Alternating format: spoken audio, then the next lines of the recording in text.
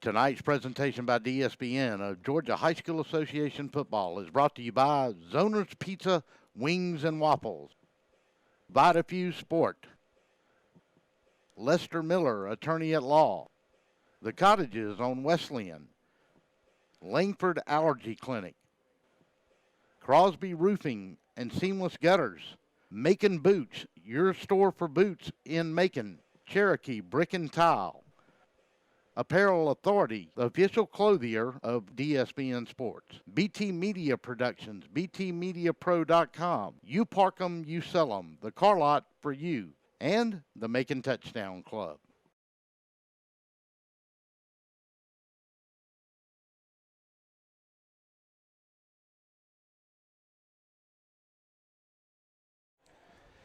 And good evening, everybody, and welcome in to another Football Friday night. It's the Zoner's Pizza Gridiron Game of the Week on DSBN. Good evening, folks. I'm Russell Deese, and we're glad to be with you here on another Football Friday night. And the sun is finally set. It has been brutally hot for October. Probably today got to 94, 95 degrees in Macon. With the humidity and the heat index, it was well close to 100 and maybe a little bit over it, but it has finally settled down.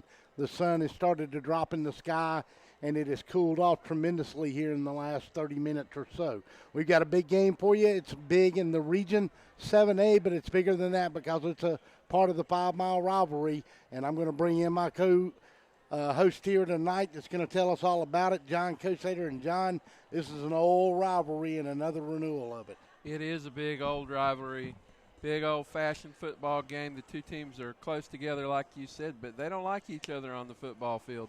Both teams struggled at times this year. Tattnall Square is 3-3, but sitting at 33rd in the power poll right now, while Stratford is 1-4 and they're 21st in the power poll. So huge football game for both of these teams. It is a huge football game for both of these teams here tonight. The last time we were here at the Eagles Nest, it was an overtime game against undefeated Mount LaSalle's in a game, John, that really Stratford had an opportunity to win that game. They hung in with them all night. They got an opportunity on a couple of turnovers late, and the only reason we didn't go to second overtime, and that was a bad snap on the extra point, and the Cavaliers persevered, and they walked away with a 4-0 record to go with a 21-20 victory. And that was kind of a gut check for Stratford. They showed right there that they can play with some of the better teams in this Class A private. They've lost 4 games, Russell, but the combined record of those 4 teams, 19-1. Yeah. And Tattnall Square, meanwhile, has won 3 games this year. Combined record of those schools, 0-16. So this is really a test for Tattnall to see if they can handle the Stratford offense. Let's quickly and check and get your captains here tonight. First for Stratford, number 52, and that's McKinley Thompson. Number 3, Jamie O'Quinn, who had a fine game. The last time we saw him, kicker Jonathan Siegel, making Touchdown Club Special Players of the Week 2 weeks ago. Number 11, Christian Palmer. Across the way, John, have you got him for the Tattnall Square Academy Trojans? I have got 3 of them right now. I see number 15, Gavin Whitfield, number 35, Tyler Duggan. Looks like number 16, Garrett Earls, and number 62, Paige Smith. That's pretty good for a guy with eyes as old as yours. Yes, sir. I'm glad you had to do it. I left the binoculars in the car. So that is going to be our captains. As we'll get down on the field cam down there and give you a shot at this coin toss as we are down there now. John, you look a little bit around this. We'll check and see who comes out as the starters here. Why don't you go ahead and give us the starters on the offensive side of the ball for the Stratford Eagles tonight, and I'll follow up with Tattnall. All right, it looks like the offensive starters for Stratford will be at center, number 53, Trey Bumgardner. At guards, number 61, Kieran McKinnon and Stetson Hatcher. At the tackles, number 52, McKinley Thompson and Ben Baxley. The tight end will be number 40, Hughes Pinson. The fullback, number 38, William Deal. The wide receivers, number 3, Jamie O'Quinn, and number 7, Dale Sykes. The running back, number 9, Edlin St. Ville. And the quarterback, definitely the team leader, number 11, Christian Palmer. Tattnall has won the toss, and they have deferred to the second half. Let's quickly run down your Tattnall starters along the backfield tonight. They will start at quarterback, number 18, Miles Morris. Your wingbacks will be George Vining, number 8, and Jamal Marshall, number 2. At full will be number 5, Wes Allen. Gavin Whitfield will be your tight end. Garrett Earls will be your wideout. Kicker will be number 31, Adam Musoff. And across the front, they'll go 71, Chan Hill, number 62, Pate Smith, number 50, Colby Falk, number 55, Trey Daniels, and number 77, William Stubbs. We'll take our first 30-second timeout as we watch these two teams run on the field here as we get ready for kickoff. We're probably less than 2 minutes away, and we'll take our first 30-second timeout. You're listening to the Zoners Pizza Gridiron Game of the Week on DSPN Sports.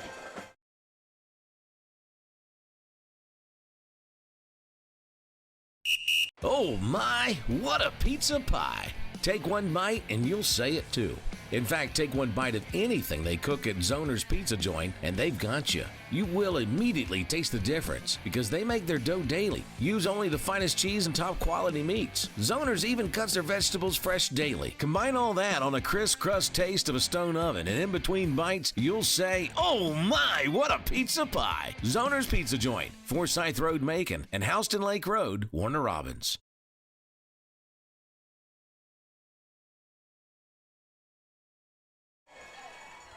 And welcome back to Stratford Academy. Russell East and John Costater. The gang is all here. As we said, Tattnall won the toss. They had deferred to the second half. And so the Stratford Eagles will come out on offense to start the game. Adam Musoff will be your kicker. We'll see who the Eagles put back deep, and it looks like one of them is going to be number 3, Jamie O'Quinn, and the other one may be Jace Smith. Let's correct that. It might be Dale Sykes, and it will be Dale Sykes. All right, set this one up for us, John. This is a big region game. As always, it's a big rivalry game. Who do you think this is more of a must-win for here tonight? Well, Tattnall Square sitting in at number 33 in that power ranking. You got to be in the top 24 to make it. You know, we're down to it. They've got Stratford, Mount DeSales, FPD, and the swingover game. So they have to win 3 out of those 4 games, I think. And this is Wes Allen kicking off. Yes, it is. Wes Allen going to kick it, and it's going to go to Sykes, and he's going to let it go in the end zone. And so the Eagles will bring it out along the 20-yard line, and they'll have it first down and 10.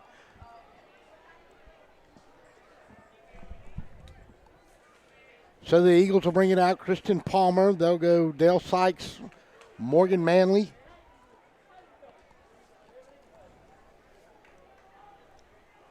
Correct that tonight. William Deal will be fullback. Edlin St. Bill will be your running back.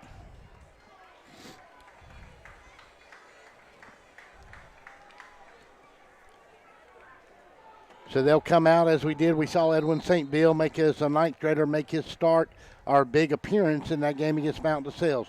Going to throw it over the middle. Got a man down there, and that is going to be number 4, and I believe that's Walden Davis. And he picks up about 10 yards on the play.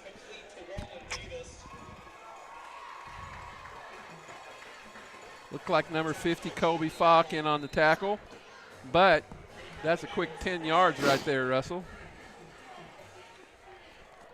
So they'll split out wide to this side. Dale Sykes in the slot will go Jamie O'Quinn. St. Bill will be your lone setback behind their quarterback. And they're going to take and go to St. Bill, and he's going to step in at the 30, and the Trojans are going to stack him up and stop him along the 32, maybe the 33. We'll give him 3 yards on the pickup. Looked like 55, Trey Daniels making the tackle.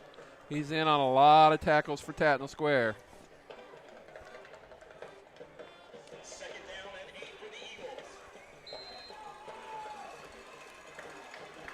This time the Eagles will split out. Raylan Jones, he had a good night against Mount DeSales 3 weeks ago. They'll go Quinn and Davis on one side with him. St. Bill will be the only setback. And they'll go one wide out to the short side of that field. Gonna look. Trojans going to eat him up and drop him for about a 5-yard loss, make it a 4-yard loss from the 33.5 back to the 29. 15, Gavin Whitfield, the first one to hit him. Gavin plays both ways. Good pressure on Christian Palmer, and if Tattnall Square can do that, they're going to be okay tonight. Good pressure up the middle that time, and it looked. And I'll tell you what, John, really on that play, you got to give some credit to the secondary because Palmer had to hold that ball a long, long time, and that's because nobody was getting open downfield. No doubt about it. Big opportunity for the Tattnall secondary. Don't get to see a passing team this much. O'Quinn and Davis will line up offset of the line. Raylan Jones is who they'll go to. Sit down on the 39, hit him in the hands, and somebody big came in and racked him, and he dropped the ball, and it's going to bring up a 4th down play. And that was a very catchable ball by Palmer. You know, I'm sure Raylan Jones would tell you he's got to catch that football. So the Trojans will get their first shot at it.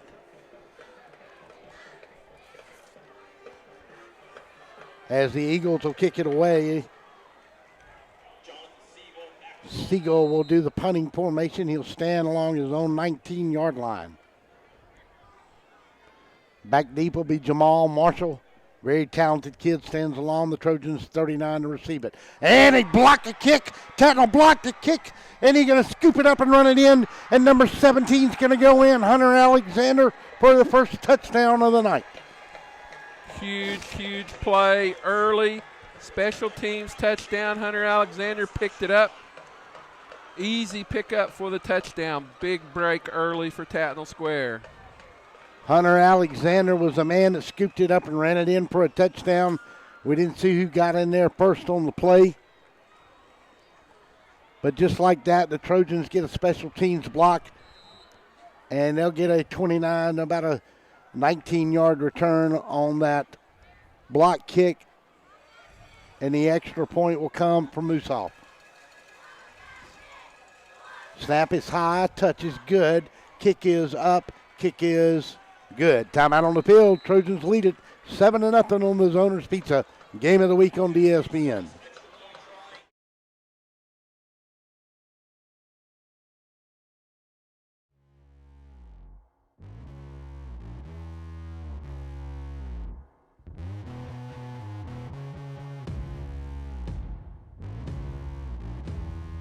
To be the best, you need the best in hydration and nutrition. You need VitaFuse Sport IV Nutrition.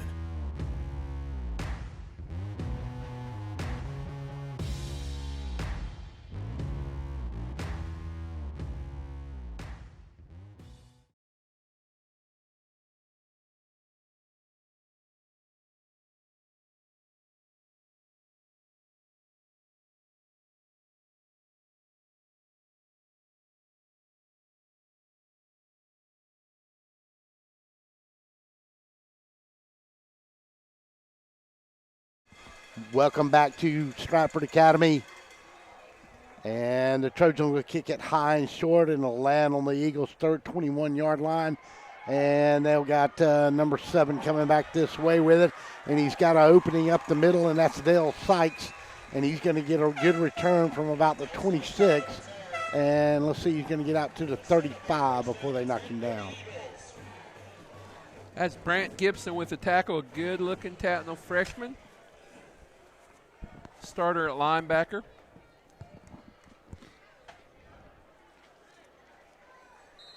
So the Eagles will get their second shot of the night. Checking in this time will be William Deal. To the far side, they'll go Sam Clark, who is back from a shoulder injury. He was not here 2 weeks ago. St. Bill will be your lone setback. Palmer in a shotgun. Look, going to throw it in the middle, and he had a man wide open and almost dropped it, and he did drop it. Jack Miskell and John Kosader, they were lucky not for Tattnall not to get their second turnover of the night. Very lucky that ball popped in the air, and that's 2 drops. Palmer's hitting people in the numbers so far, but he's already had 2 drops out of 3 pass attempts. Stratford's going to have to catch those passes and turn and at least fall down with it. Twice he's hit them in the hands, and both times they dropped it. That one could have gone the wrong way for an interception. Raylan Jones will go to the far side. Walden Davis will be the slot man over there. Take and look, and he's in trouble. Getting pressure from behind. One man will miss him. Two man will miss him. He'll turn it upfield, and he'll go right toward that Tattnall sideline and be really close to a new set of downs. Good heads up running by Christian Palmer. He's that kind of athlete. We know he's a great basketball player. He's kind of been given the reins of this offense this year. He's back there throwing the football, but everyone knows he can bust it loose and find some running room when he has to. Well, when you can throw it and you've got enough legs to cause trouble for your linebackers, especially if they turn and go upfield. Tattnall's been tight on their coverage. They'll come up with a tight 3-man down, 2 up top. Go to St. Bill, and he's got room to run. Crosses the midfield stripe before he slips down into the 49-yard line, and he's a little slow getting up. Looks like he may have twisted an ankle. And, you know, St. Bill was one step away. He was starting that spin move right there, and he planted, and his foot kind of went out from under him. If he got that spin move down, he might have gone to the house right there. John Morgan Manley will come on. They'll split this time to take his place. William Deal will come to this far side. To the other side, or near side, will go Dale Sykes on the outside. Keep a man in a slot. Take and going to give it this time to the tailback, Morgan Manley. And John Morgan Manley won't get far, and he'll lose about a half a yard. And I don't think he's going to get back to the line of scrimmage. We'll give him a full yard loss as the Trojans once again got good penetration up front. Gavin Whitfield again, big 6'3", 225-pound senior with the tackle. And that's 2 big plays he's made.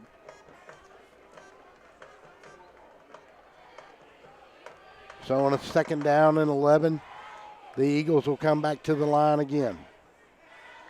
Morgan Manley's setback as John St. Bill got out of the ball game, and that one's going to be incomplete as well. Tried to go over the middle to Jamie O'Quinn. And I'll tell you, Christian Palmer's got some velocity on the ball tonight. These guys are going to have to start bringing some of these in. He can throw it, no doubt about it, but he's off to a 1-for-4 start. And, you know, 2 drops, that's 3 for 4. That was kind of misguided there a little bit, but other than that, he's been right on the numbers. Raylan Jones will go to the far side. In the slot will be Walden Davis. Sam Clark will be split to this near side. Take and going to give it to the tailback, and he's going to slip through and going to pick up about 4 yards. He'll cross the midfield stripe into the Trojans' territory and get to about the 47-yard line. Great one-on-one tackle by Brant Gibson, that freshman linebacker that Tattnall's really excited about. Yeah, because he was one cut away from giving somebody a dead leg and picking up a lot more yardage. Jamal Marshall will be the deep man for the Trojans. He'll stand along his 14-yard line. Siegel will be in front formation. He'll grab this one along his 39. High snap, but not enough pressure. High kick, going to float, and Tattnall's going to let it hit on the 16, and it's going to roll inside the 10, roll inside the 5, on to the 4, and that's where it'll be dropped dead by number 56, Bobby McCord. Make that 55, and that was Stetson Hatcher. Nice 44-yard punt, pinning Tattnall deep. And now Tattnall will come out here with that wing T, trying to get the ball out of the hole. They will do that. As we said, your backs tonight will be Marshall, Allen, and George Vinings. This will be our first chance to look at this offense here tonight. First down and 10. They'll split Garrett Earls to this side. Marshall will be one of your wings. And they'll take, and they're going to leave it with number 8 that time. And that is George Vinings, and he's not going to pick up much. He'll go from the 4. We'll give him 2 to the 6.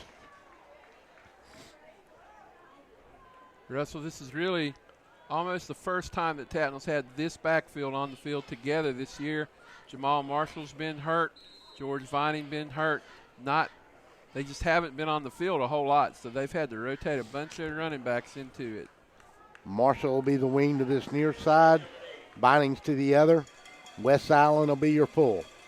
Miles Morris will come under center. Garrett Earls will be split to this near hash. Take and go to Wes Allen. Step in. Got 5. Got to the 10. Give him 4 on the play. And that's going to bring up a 3rd and 6. Got to get the nose into that football past the 15-yard line to pick up a new set of downs. Big play coming up right here. Stratford definitely wants to force a punt. A first down right here, and you're playing Tattnall football, watching Tattnall run the football down the field. We got some big games in this area tonight. We're going to talk to you about that. And we're going to have some personal notes about a tough week in high school football this week. Going to give it to Jamal Marshall. He's going to run over a man. He's going to lean into about the 15. He's going to be really close. And, John, if he gets the spot that I see with the right foot, the referee on that side, he should have a new set of downs, and he does. Huge little 5-yard run right there by Jamal Marshall. Jamal has not played a whole lot of football this year. Been knick-knack injuries this year for him. Very frustrating. The word I got is that he is 100% tonight. So first down and 10, and they get a little breathing room out to the 15 and a half. 5:42 to go in the first. Tattnall leads it on a block punt on the opening possession on 4th down by Stratford. This time they'll flip a man. They'll offset that wing a little bit, and we'll get a flag here, and I believe this is going to be delay a game. That's exactly what it's going to be, and it's going to back up the Trojans 5, and you can't have that in game 6 or 7. No, you can't. That's just careless. You have a senior quarterback out there. He has to be aware of that. And, Miles Moore's probably the smartest kid on the football field, and just can't make that mistake. 5:28 mark moves the Trojans back to the 10-yard line. Quickly, we'll give you what we got an update in. Well, I was going to you. So my phone had a mind of its own. Miles Morris going to take and drop and roll to this near side. Look out here to Jamal Marshall. Got him on the 20-yard line. He'll fight to the 21, and he's going to be about 4 yards short of the first down, and it'll bring up a second down and about 6. That's something that Miles has shown that he can do this year, step back and throw a quality ball to his receivers and, nice gain, make it a workable second down now. Early in the night, but we do have some scores that are starting to roll in. We'll get to them as we can. Morris under center, take, and he'll go to Jamal Marshall off that right wing. He's going to step in. He's going to pick up 8 big yards, and he'll move the chains for the Trojans. 2 straight first downs, and Tattnall Square is doing their thing. Right now, they've moved it out to about the 28, and they've already ran about 4 minutes off of the clock.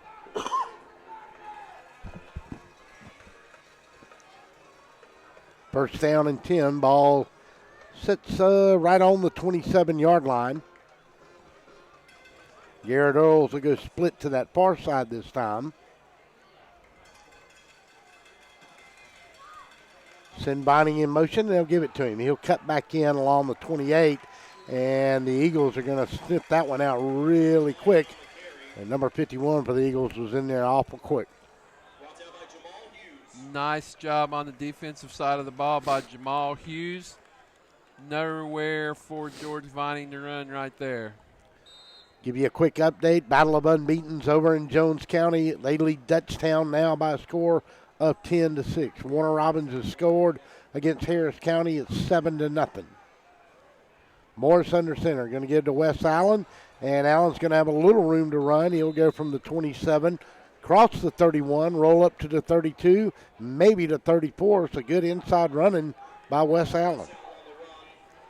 Wes Allen's a tough 170-pound kid, Russell. I've seen him gain a lot of yards this year, right up the middle like that. You think he's going to get 2, and he ends up getting 4 or 5. Coffee County scores on a long run after Northside had kicked the field goal.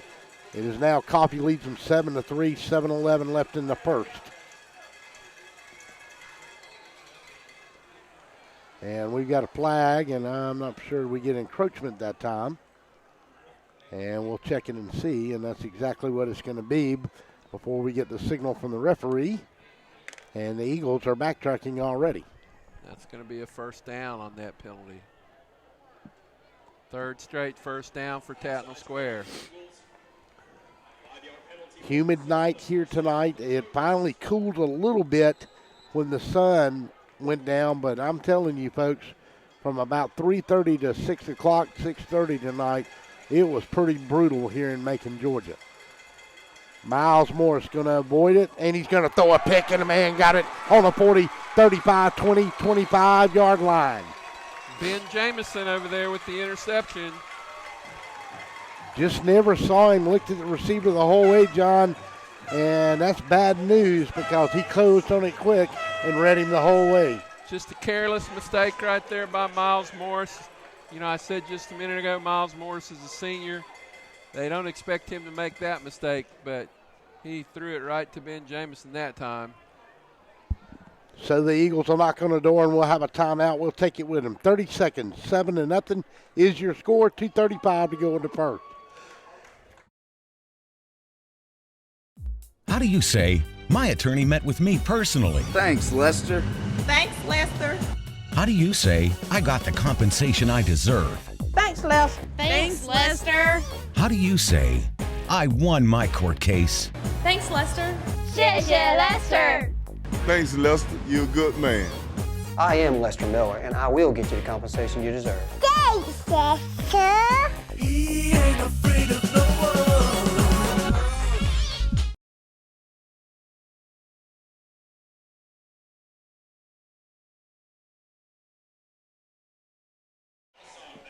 Welcome back to Stratford. 2:35 to go in the first. 7-0 is your score. In our game here, we'll peek around the Macon area and see what else we can find for you. Everybody should be late in the first quarter by now, or at least halfway through it.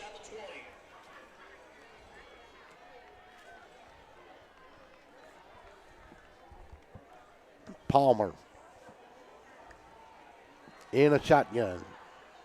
Going to roll out under pressure now, and he's got a man, and that's number 3, Jamie O'Quinn. He's going to step inside the 10, step inside the 5, and let's see where they mark him out. And I believe it's going to be along the 2-yard line. Make it the 4.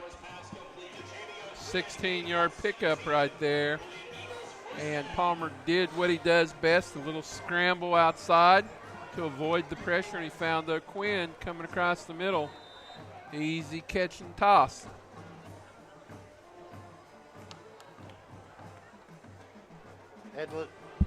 Edlin St. Bill is back in at tailback, shook off that ankle injury. Palmer going to look and going to go to St. Bill. He's going to step inside the 4 and maybe the 3, and that's as far as he's going to get. Got to roll back a little bit, but seems no ill effect on that ankle. Brant Gibson again with that tackle. Not much of a gain right there. Hughes Pinson will check in. Jack Miskell will check out. Pinson will be tight end to this side. They'll stack a double tight end over here with William Deal. Actually put him almost in a wing formation. St. Bill will be your lone setback. To the far side, they'll go Dale Sykes and Jamie O'Quinn. Go to St. Bill. Got room. He stepped in. Got a touchdown, I believe. And he is going to be caught just short, about a yard short, right along the 1-yard line. And that's going to bring up a 3rd and goal, and he is inside the 1-yard line, I believe. Jamal Marshall came up and hit him right at the goal line, was able to stop him from getting in. But they are way, way short inside the 1. And, you know, Christian Palmer's a big old athletic quarterback. Don't be surprised if he holds on to this ball. They'll go heavy set this time, and let's see, will Stratford get a timeout? Tattnall, who called it here? Let's see. And I believe it is Stratford. That is their second of the night. We'll take it with them. 46 seconds in the first. 7-0. Stratford knocking on the door. We'll be back. Hello, I'm Joy Johnson at the Cottages on Westland, inviting you to come see our spacious assisted living suites. Each suite has its own kitchenette, private bathroom, separate bedroom, and living space. We provide meals, housekeeping and laundry services, personal care assistance, and a variety of daily activities. Come by and visit us soon. You'll see why our residents feel at home and why families trust their loved ones to us at the cottages on Westland.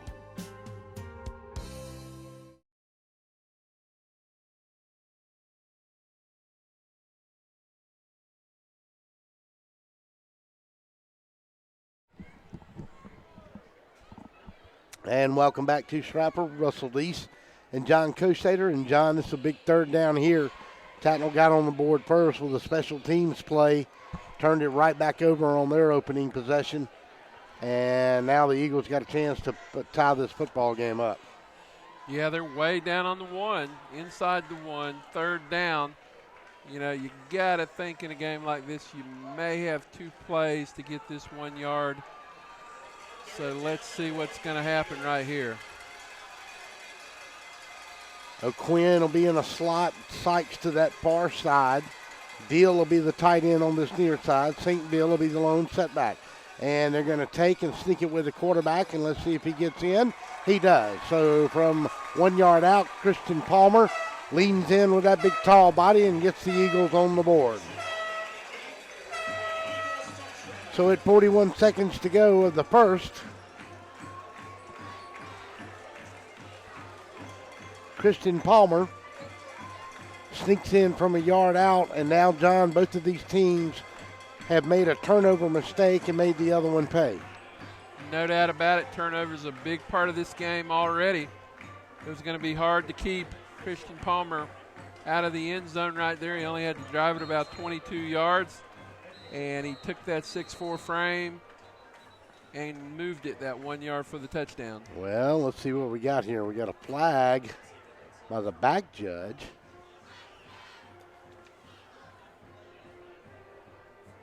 And I'm not for sure what this is.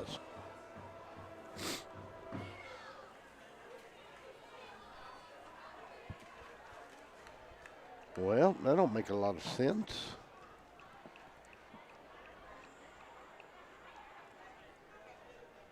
It's declined, whatever it was. James Michael Reeves in for the extra point. At the Eagles try to even this one up. 41 seconds to go in the first. Out of the hole to Jonathan Siegel. Good snap, touches down and good. Extra point, kick is up, kick is good. Timeout on the field. 41.3 seconds to go in the first. We're knotted up at 7 apiece. We'll be back on the Zoner's Pizza Game of the Week. Wheezing, itching, runny nose, and coughing. All these symptoms can be caused by allergies, which are very common in Middle Georgia. Airborne allergens can make it difficult to enjoy life around here, like tailgating or attending a ball game. Even that seasonal cold might be due to allergies. Give us a chance to fix that. It's what we do. With multiple locations in and around Macon, we help children and adults with allergies and asthma. We want to be your Middle Georgia allergy team.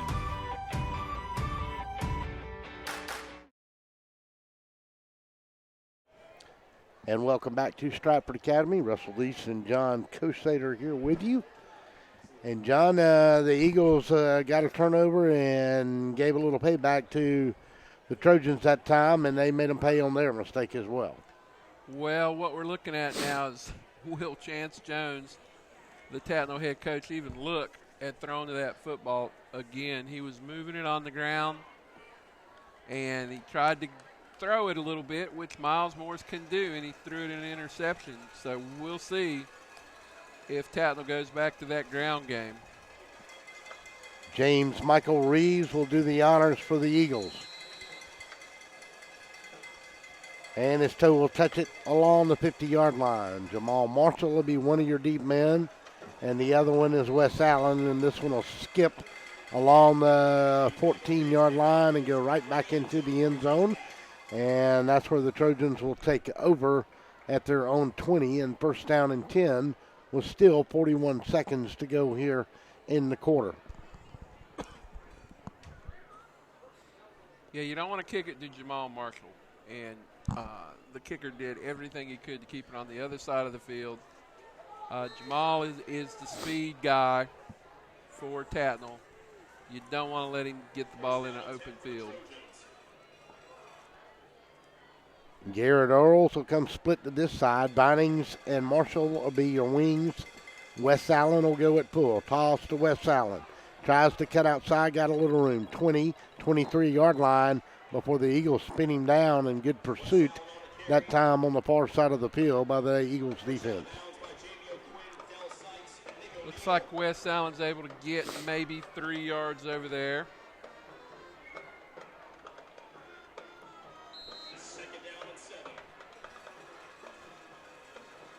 As we said, the only scores we had were Coffee up on Northside 7-3, Jones County up on Dutchtown 10-6. Warner Robins was leading in their game 7-0. Going to go this time to George Vinings. Vinings going to come out here, and he's going to cut it back in along the 27-yard line, pick up about 3. Let's see if they give him the 28. No, they'll give him the 27, and that's it.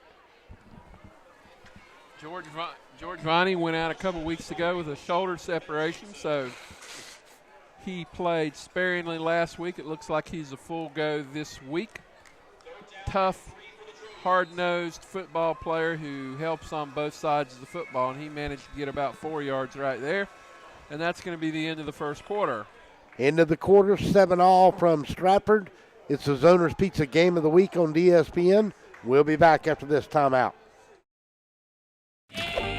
Macon Boots is the newest addition to Midtown Macon. With brands like Rocky, Ariete, Georgia Boots, and more, Macon Boots can help you find the boots you're looking for with unbeatable prices. Whether it's boots for work, everyday wear, or maybe boots are just your thing, we have a whole selection from America, Canada, and Australia.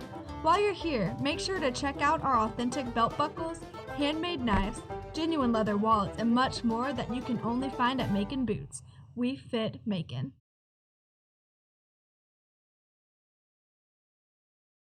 Yeah. Welcome back to Stratford. Russell Lease and John Kosader with you as I struggle through my allergies here tonight. Well, I'm just going to say I hope they're allergies because I'm sitting like 3 feet away from you, and if I wake up with this stuff, don't blame me. I mean, what can I do? Does DSPN have medical insurance? That's what I want to know. Absolutely not. You're in trouble. You know what happened? I stepped on those nails Sunday, and I went to the dock in the box on Zebulon Road, and as soon as I touched one of those counters, I caught some third world disorder that's creeped up on me the rest of the week. So Miles Morris on a 3rd down and 3 play. Seeing the man in motion, that was Jamal Marshall. Now he'll stop. And Morris will change his play at the line of scrimmage. Better hurry. Getting long, Marshall will come in motion. They'll give it to him anyway. He'll step in at the 31. He's going to be short of the first down, maybe. I think he got it. I think he did too, as the chain gang moves it along here. Jamal running hard today. This is really the first time I've seen him want any part of that contact inside. Like I said, he's been limping around the entire year, but he's hitting that hole and he's fighting for those extra yards today. So that moves the chains, and they'll put Garrett Earl split to this near side. Take and going to leave it with Wes Allen. He'll step in. Eagles will have no part of it. He might get a yard. You know, Stratford really doing a good job against that wing T offense. I've got them for 10 carries already for like 37 yards, nothing longer than 4 or 5 yards. Well, it's not like Mark Farabee doesn't know anything about the wing T. I mean, he's only run it for about 30 years. Exactly. These guys have probably seen this a few times. You reckon? Miles Morris under center. Take and going to give it this time. They'll go to Bindings around the other side, and the Eagles will really step in there, and somebody threw a body in there, but he picked up about 3 on the play. We're going to call it now a 3rd down, and it's going to be about 6. Got to get to that 43 to pick up a new set of downs. 3rd down and 5. Seems like about the 3rd or 4th 3rd down and 5 yards that Tattnall's had. We'll have a special update for you here in just a second because we've got some comments to go along with it. 10:30 to go in the second. 3rd down, big play. Jamal Marshall steps in. No, sir. Let's shut him down along the 39. And the Eagles crashed and burned right there on the defensive side of the ball. Excellent, excellent defense right there. He stayed home and stopped. You know, you're tackling Jamal Marshall one-on-one. That is not an easy job to do. Adam Musoff will be your punter. Back deep for the Eagles will be number 4, Walden Davis. He will stand along his 25-yard line. Musoff will kick this one from about his 27 if he gets a good snap. He does, and he gets his foot into it. Fair catch call for on the 28-yard line, maybe the 27. And that's where the Eagles will put it in play. There's a very special football game going on tonight over at Ed DeFore Sports Complex, and it features the Rutland Hurricanes as they host Pike County here tonight. It is the first football game for Pike County after the tragic loss of Dylan Thomas, a sophomore linebacker who collapsed in a game last week against Peach County. Went to the hospital. He survived until Sunday afternoon and passed. And, John, it has been a tough week for high school football in Middle Georgia with the passing of Dylan Thomas. No doubt about it. It brings everything so close and so real. Our condolences to not only the parents but everybody else who had to deal with that situation that night, as the trainers, the ambulance drivers, the coaches, the kids. It's tough. Both teams, right. On both teams. It's just tough on so many people. Well, there has been an outpouring of emotion. There have been donations collected. Tonight to start this game, Dylan Thomas was buried on yesterday. The service was yesterday, and the Pike County football team has traveled to Macon tonight. I hope there is a large amount of support from the Middle Georgia people there tonight, regardless if either one of them are your football team. We'll get back to that in a second. Christian Palmer fumbled on the first play. Now he's going to throw it back here behind the line of scrimmage, and it's going to be complete to Jamie O'Quinn, but let's see where they mark him. Started at the 27, and now they fumbled it back to the 23. Now move it back to the 20. As a gesture tonight, when Pike County came out on the field, they came out on the field originally with only 10 men, and the Rutland Hurricanes took a knee. So just outpouring emotion, John, and Jones County kids were all in red. I know that Howard put some stuff out on Facebook.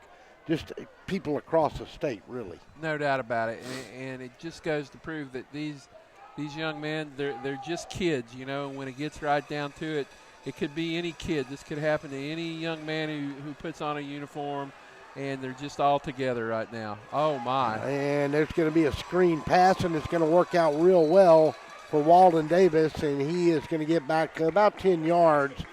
But I'll tell you what, somebody lowered the boom on Christian Palmer, and he's awful slow getting up. And it was just really cool the way we could see that screen pass opening up right there, because Christian had 4 guys chasing him. The middle of the field was wide open, but then you had the second wave of defense about 7 or 8 yards down the field. And they closed in a hurry. Well, like we said, our thoughts out tonight. Our crew here is wearing number 32 stickers for Dylan and the Pike County community and his family. And, we just wish nothing but healing prayers for him and his family and his community. A booming kick that's going to send Marshall. Ball goes over his head, and Stratford is going to kick it all the way to the 10-yard line. That's a 60-yarder right there. 60-yard punt. Flip the field real quick. Yeah, that'll do it. So as we said, we gave our thoughts and prayers out to Pike County, and hopefully tonight will add a little healing to that process. But I'm sure for some it'll be never the same. Ball on the 10-yard line. Stratford Academy, Tattnall rather, will have it after a booming kick. Russell, Jamal's got to catch that ball. He's got to catch that football. When you're the only defense back there and you see that kick going that way, you got to go get it.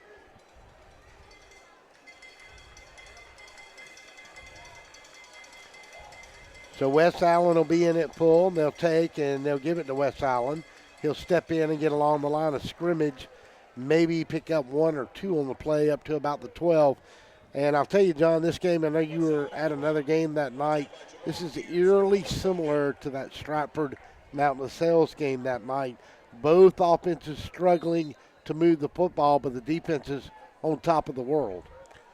I just really believe Stratford and Tattnall are very evenly matched. Mount LaSalle's maybe a step ahead, especially getting Josiah Cotton back in the lineup tonight. Yeah, be interested to see how he does tonight. His first night back. Go to Vinings. Get outside. He'll break 1 tackle, maybe 2. He'll roll up to about the 19-yard line. And he's going to be about 2 yards short, maybe a yard short. So a big third down play coming.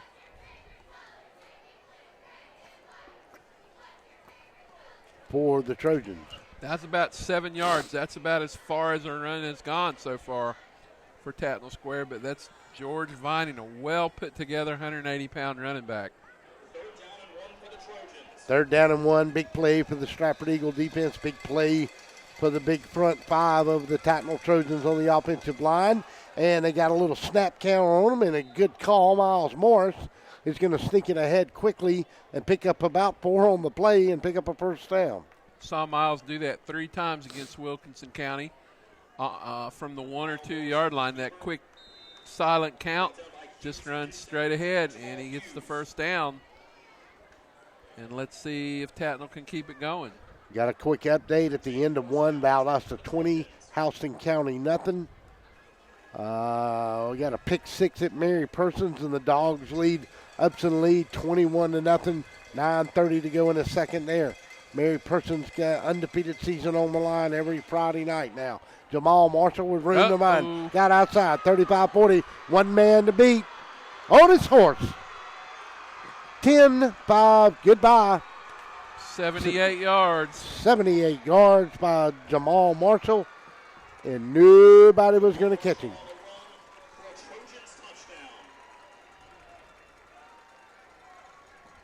You know, he's got the one thing that nobody else really has to offer on this football field tonight, and that's that extra gear. Exactly. You saw kids have angles on him right there, and he just took off.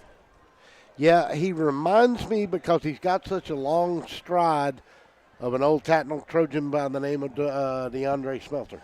Yes, sir. He runs a lot like it. If Tattnall can keep him on the field, they're pretty decent. So let's see. We got a timeout by Tattnall, and they're going to think about maybe going for 2 here. We'll take it with them. 6:06 to go in the second, 13-7. Extra point or 2-point conversion coming. We'll be back. Trojans lead it. Crosby Roofing is more than just a roofing company. It's a family-owned company with deep roots in Middle Georgia. Since 1989, Crosby Roofing has been the source of quality roofing in Middle Georgia. Inspections and estimates are always free, commercial or residential. No job is too big or too small. You can trust Crosby Roofing for a clean job site, no upfront fees, and a lifetime warranty on shingles. Discounts for senior citizens. Crosby Roofing, quality you can look up to. Welcome back to Stratford Academy. And it looks like the Trojans have decided that they are going to kick this extra point here. And Adam Musoff out of the hole to Miles Morris. Snap, touch, kick is up. Did he miss it? Good. Timeout on the field. Trojans lead it at 6:06 to go in the half, 14-7. We'll be back.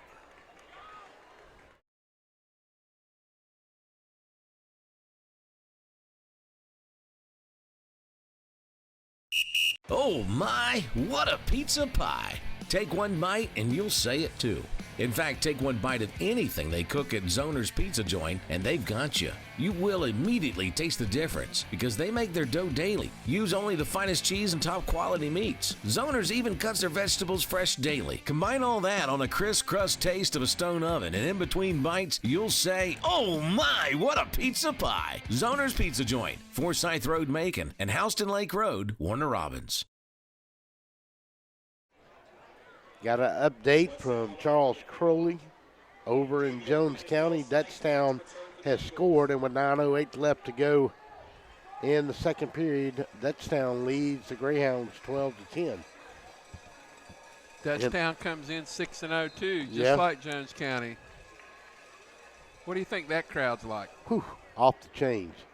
Short kick, going to take it along the 9-yard line. Dale Sykes is going to bring it back, and he's got room to run. We're going to get a flag from way over here. It's going to go all the way out to the middle of the field. And they returns it out to the 34-yard line, and let's see what the call is. He threw that flag about 18 yards right there. That was a heck of a throw. Chop block. I don't know. That was the signal he gave. I was too busy looking at how far the referee could throw that flag. He saw something, but that was the signal he gave, or blocking below the waist.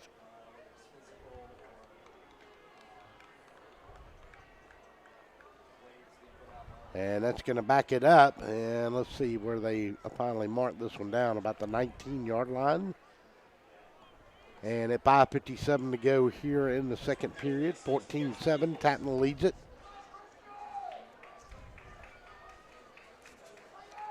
After a 78-yard touchdown run from Jamal Marshall. And he got it on his 22. After letting the punt go over his head, he made up for it. Yes, he did. Christian Palmer going to throw it out here in the flat, and he's got a man with room to run. 40-38, across the 44 to the 45, and that was Jack Miskell on the reception.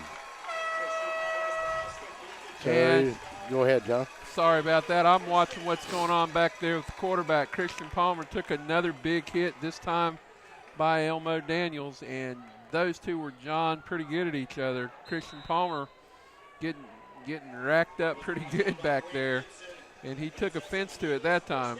26-yard pickup on the play.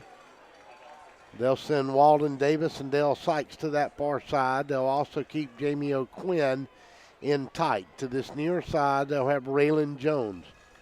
St. Bill is the lone setback. Palmer going to run, going to get it outside, and he'll cross the midfield stripe into Tattnall territory onto the 48, and that's an 8-yard pickup, make it a 7-yard pickup, and it'll bring up a 2nd down and 3, and he runs out of bounds and stops the clock at 5:21 to go. Christian Palmer doing it with his legs. I believe that Christian Palmer is probably the best 3-point shooting quarterback in the GHSA.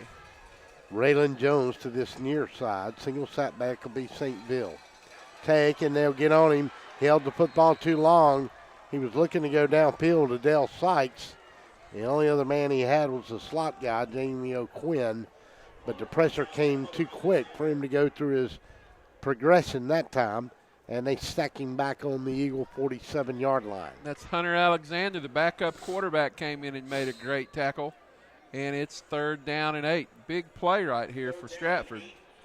Walden Davis will check out.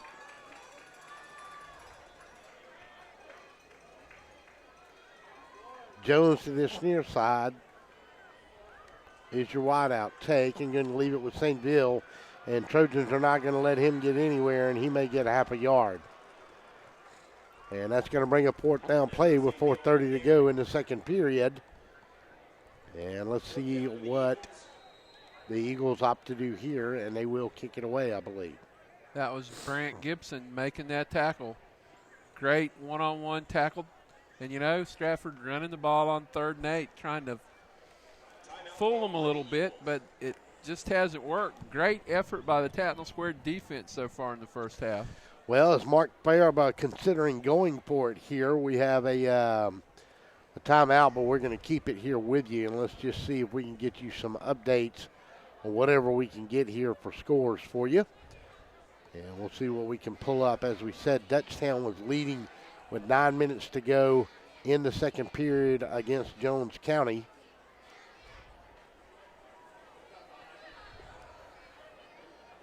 And let's see what else we can find you for you here. Mary Persons 21, Upson Lee nothing. That's a big game in Quad A. Coffee 7, Northside 16 in the second quarter. Wow. That would be an upset. The Eagles came in 3-3. Coffee was undefeated. Waco 28, Bleckley County nothing. That's in the second. Valdosta over Houston County, but they don't give a score. Westside and Jackson are tied up at the Devil's Den in the second quarter. Warner Robins leads Harris County 22-0. That one's in the second as well. Looking for a Perry Howard score also. Yeah, that would be nice. You have to get on the hotline with Michael Lau. Here's the punt, going to go off the side of his foot. Miles Morris will watch it bounce, and it's going to take a big Eagle roll inside the 10 to the 9-yard line, and that's where Tattnall will take over. This is exactly where Tattnall started from the last time, and it took them about 4 plays. I think they ran 3 plays, got the first down, and the next play was the big hitter by Marshall. Another update is Wilkinson County 8, FPD 7, and that's 4:54 to go in the second. Valdosta 20, Houston County 7.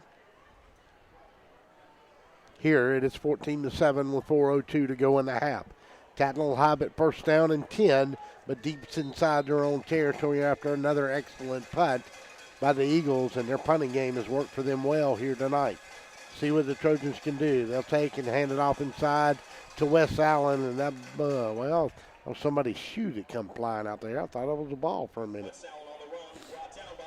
Gain of about 2. We'll give him to the 11. Second down and 8. Stratford's defense been tough except for that one big play.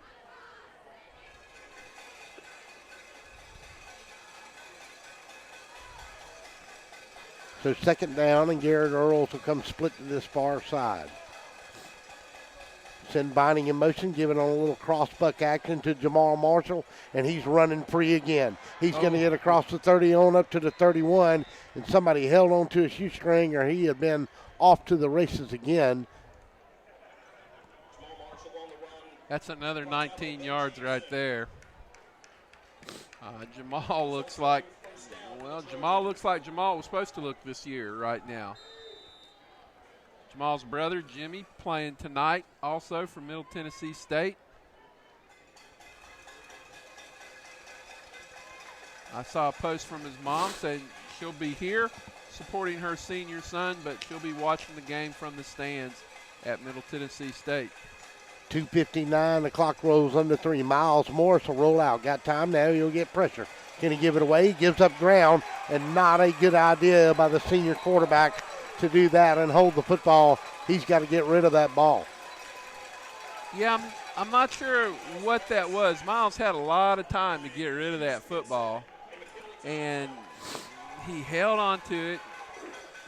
Not only took the punishment, but he also lost 9 yards, and that really puts Tattnall Square in a hole. So well, it almost looked like he was looking at number 29, Brant Gibson, but never pulled the trigger on it. And Gibson will check out now, and Garrett Earls will check back in. Yeah, I've seen just about every Tattnall game this year, and I have not seen him throw the ball to Brant Gibson one time. Second down and 20 now. Ball back on the 21-yard line. Take and going to give it to Binding. Binding going to get outside, got a little room to run, and he'll step in. He'll get about 11 yards back, and that's going to bring up a third down. We're going to call it 9, depending on where they mark him. Well, they're going to mark him back on the 30. So it's going to be a 3rd down and 11. About a 9-yard gain. George Vining showed some speed getting to the outside there. Makes it a doable 3rd down. And we're 1:56 left in the half. Big 3rd down coming for the Trojans here. Tight ball game, 14-7. Both teams got a big turnover, a block kick by Tattnall on their first touchdown, a interception that led to the Eagles. Tall sweep to Vining, and he's not going to get very far. He's going to pick up maybe 1 or 2 on the play. He might get to the 32. That's going to bring up a 4th down and 8, and this is a big 4th down. And if you're Tattnall down here on your own 32, you just have to kick it away. And, you know, the worst part about that is he stepped out of bounds. And stopped the clock. Yeah, 30 seconds would have run off the clock. Stratford's only got 1 timeout. They may have used it right there. Now, this kid, Adam Moosoff, the punter, he's an interesting story. He's a first-year football player. He's a soccer player. He came out. He didn't win the job off the bat. Wes Allen was going to kick and punt, but this kid has been impressive this year. Walden Davis will stand along his own 35. Got a kick and got it to turn over, and it's going to send Walden Davis all the way back inside his 25-yard line where he'll drop the ball and have to fall on it, and a huge kick by the punting team for Tattnall, and these two kickers are kind of going tit for tat. Hey, that's a 50-yarder right there. You know, right. we go many a game where we don't see a punt over 30 yards, and these kids are booming it. Both punters doing a great job. And that one was on the fly. That wasn't with a roll. Yes, sir. Gotta love these kids. Never played football, decide to come out for their senior year. And booming it. 97 seconds to go in the half. Tattnall's done a great job of putting hands in Christian Palmer's face the entire night. They'll try to bring some pressure now. Let's see what the Eagles decide to do. Palmer going to drop straight back. He's got pressure. One man's going to grab him, going to take, and he's going to throw it in the middle of the field. And he got a man that time, and that was number 4, Walden Davis, with a big catch. And that moved the ball out to the 31, 32-yard line. And the Trojans have a man down on the field, and I'm not for sure that's not Jace Williams. Well, I hope it's Jace Williams because I'm looking at number 2, and that is Jamal Marshall. Well, let's check it and see. It may be Marshall. You're correct.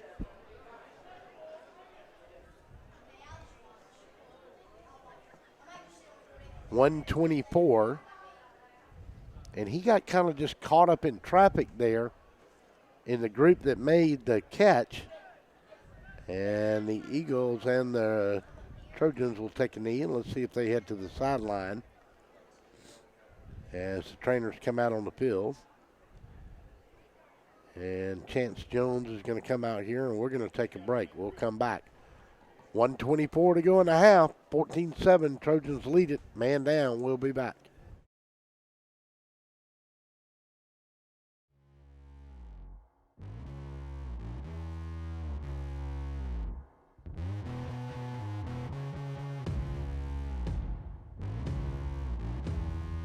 To be the best, you need the best in hydration and nutrition.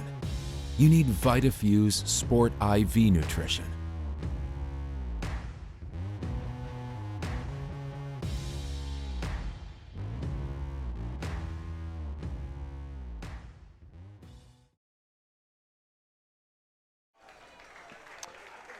Welcome back to Stratford, and Jamal Marshall's going to get up under his own power, and he's going to walk a little gingerly to the sideline.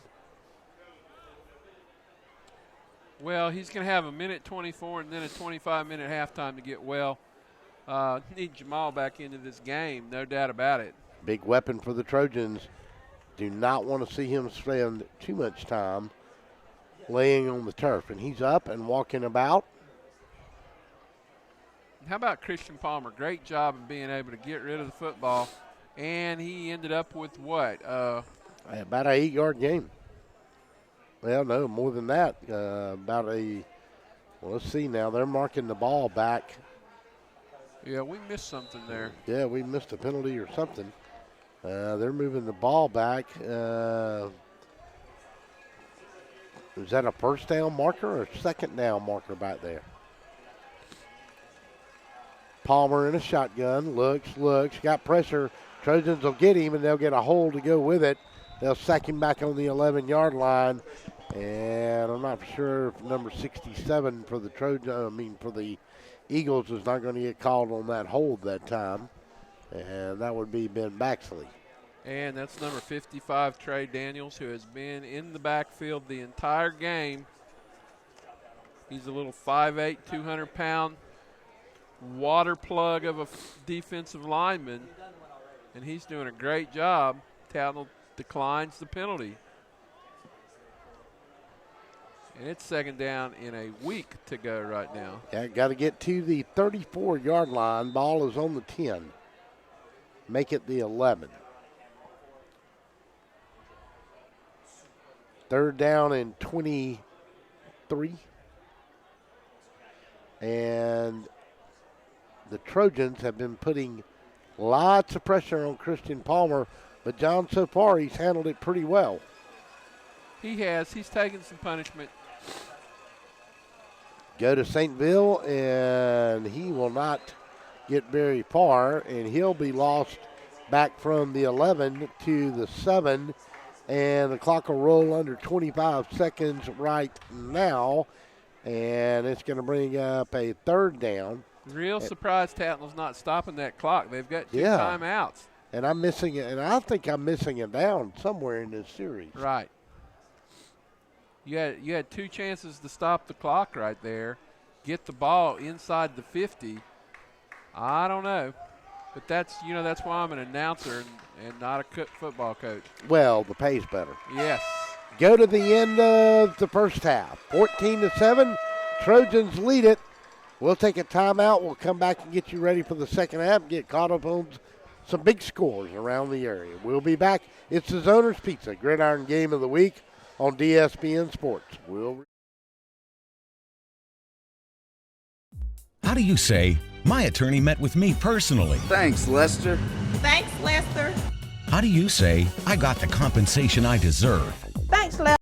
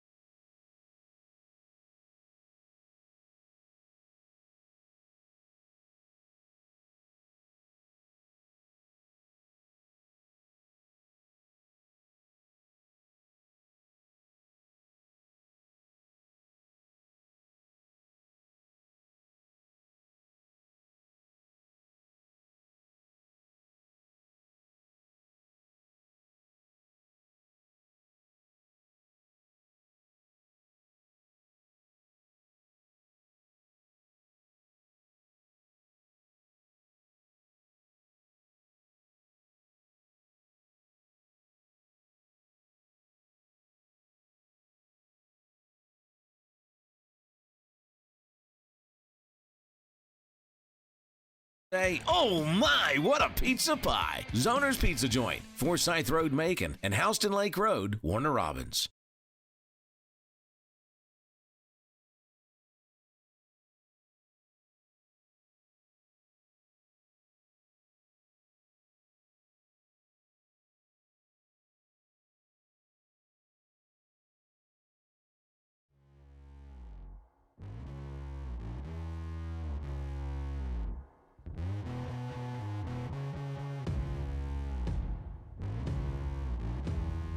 To be the best, you need the best in hydration and nutrition.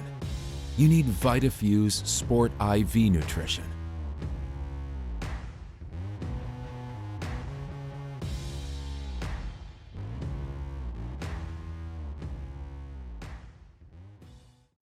How do you say, my attorney met with me personally? Thanks, Lester.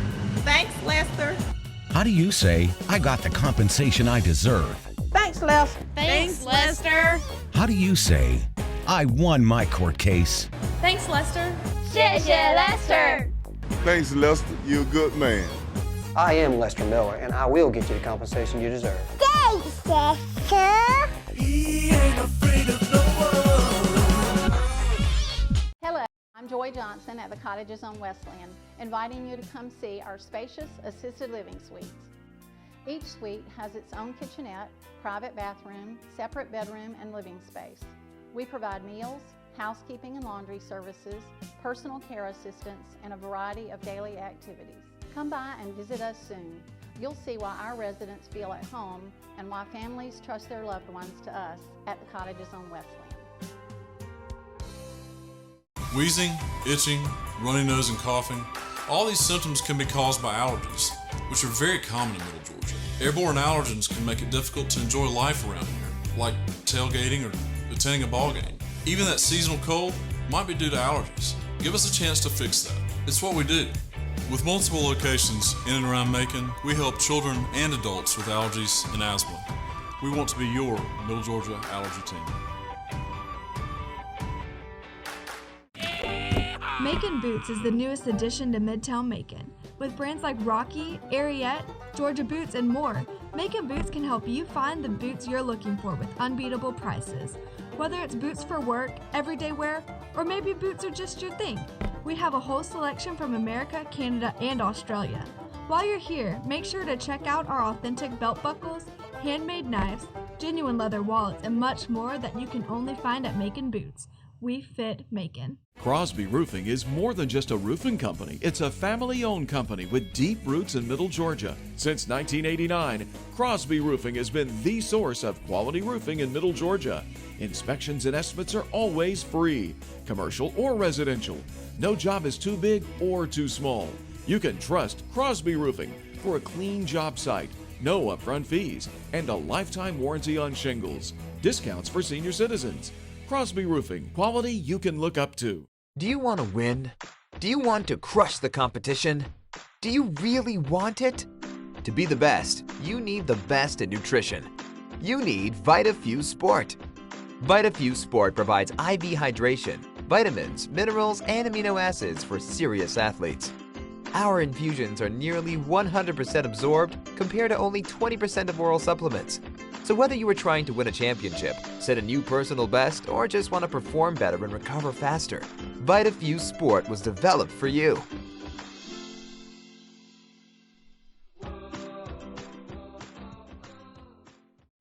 Hey, I'm Lester Miller, and if you've been in an accident or hurt on the job, I want to work for you. My office is right across the street from the Bibb County Courthouse, and it doesn't end there.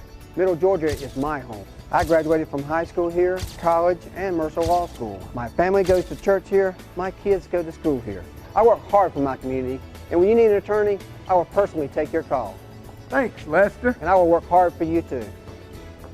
Contact Lester Miller today for your free consultation. Wheezing, itching, runny nose, and coughing. All these symptoms can be caused by allergies, which are very common in Middle Georgia. Airborne allergens can make it difficult to enjoy life around here, like tailgating or attending a ball game. Even that seasonal cold might be due to allergies. Give us a chance to fix that. It's what we do. With multiple locations in and around Macon, we help children and adults with allergies and asthma. We've teamed with Mercer, and we'd be happy to team with you. Go Bears! Crosby Roofing is more than just a roofing company. It's a family-owned company with deep roots in Middle Georgia. Since 1989, Crosby Roofing has been the source of quality roofing in Middle Georgia. Inspections and estimates are always free, commercial or residential. No job is too big or too small. You can trust Crosby Roofing for a clean job site, no upfront fees, and a lifetime warranty on shingles. Discounts for senior citizens. Crosby Roofing, quality you can look up to.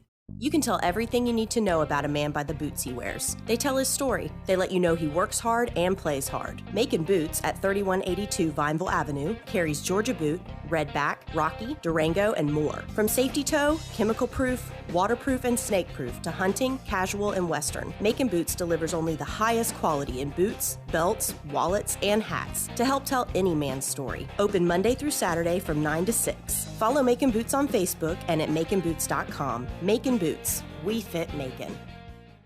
Before you put your company logo or event name on the streets, say it with authority. Apparel Authority. Now at a new location off Eisenhower Parkway across from Lowe's. Shirts, hats, cups, pens, patches, we put your logo on almost anything.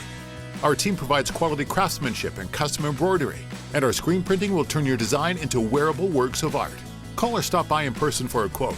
Apparel Authority, now at a new location off Eisenhower Parkway across from Lowe's. Hey folks, Russell from Gridiron Game of the Week. When you get ready to buy a new car or a newer automobile, there's always the dilemma of what to do with your current car. Well, that's where You Park 'Em, You Sell 'Em at 3306 Vineville Avenue comes in. You Park 'Em, You Sell 'Em is the original automobile dealership with the owner in mind. For 18 years, You Park 'Em, You Sell 'Em has been the only alternative to giving your car to a local dealer on a trade-in or trying to market your car yourself. So when you get ready to sell your old car, give them a call today at 254-6310. That's You Park 'Em, You Sell 'Em, 3306 Vineville Avenue. Planning on a holiday party with friends, family, or coworkers? Texas Border Grill's private banquet room offers seating from 5 to 55. Lunch to dinner 7 days a week. Featuring an amazing menu with aged beef, seafood, and so many other signature dishes. Texas Border Grill. Is your house having a midlife crisis? Maybe it's time for a nip and tuck. Cherokee Brick has been transforming interiors and exteriors for over 100 years. Where you see a blank wall or old porch, we see potential. Add warmth and elegance to your home with an updated entryway, porch, or kitchen. At Cherokee Brick, we cut out the middleman and provide a robust selection of colors and sizes to fit your brick needs. Visit us online to find out more about where you can purchase Cherokee Brick, straight from the manufacturer. The most interesting man in seafood is Captain Lee of Kudzu Seafood Company. Captain Lee brought the Gulf Coast to Middle Georgia without getting any sand in his Speedo. At Kudzu Seafood Company, Captain Lee's oysters shuck themselves out of respect for him, throwing themselves as tribute into hot oil until golden brown. Served as a Kudzu po' boy, their final resting place being a casket of French bread flown in from Louisiana's famous Gambinos. Captain Lee uses his signature remoulade sauce to actually sign his name on each po' boy, a signature of his approval. Sit back and relax while enjoying a cold craft beer at Kudzu Seafood Company, located at 473rd Street in Macon. Stay coastal, my friends. At Bill Harden Music, our specialty is private music lessons. We teach all ages: guitar, piano, drums, violin, banjo, brass and woodwinds, voice, and more.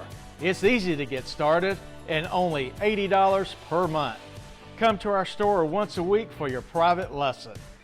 Be an MVP and sign up today. Call 781-1112 or go to billhardenmusic.com. Oh my, what a pizza pie! Take one bite and you'll say it too.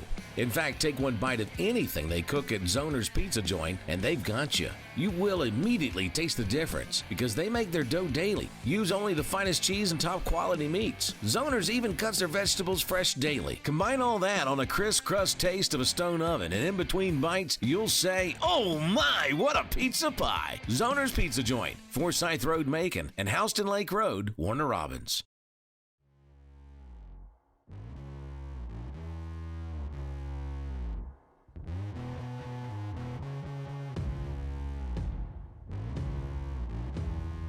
To be the best, you need the best in hydration and nutrition. You need VitaFuse Sport IV Nutrition.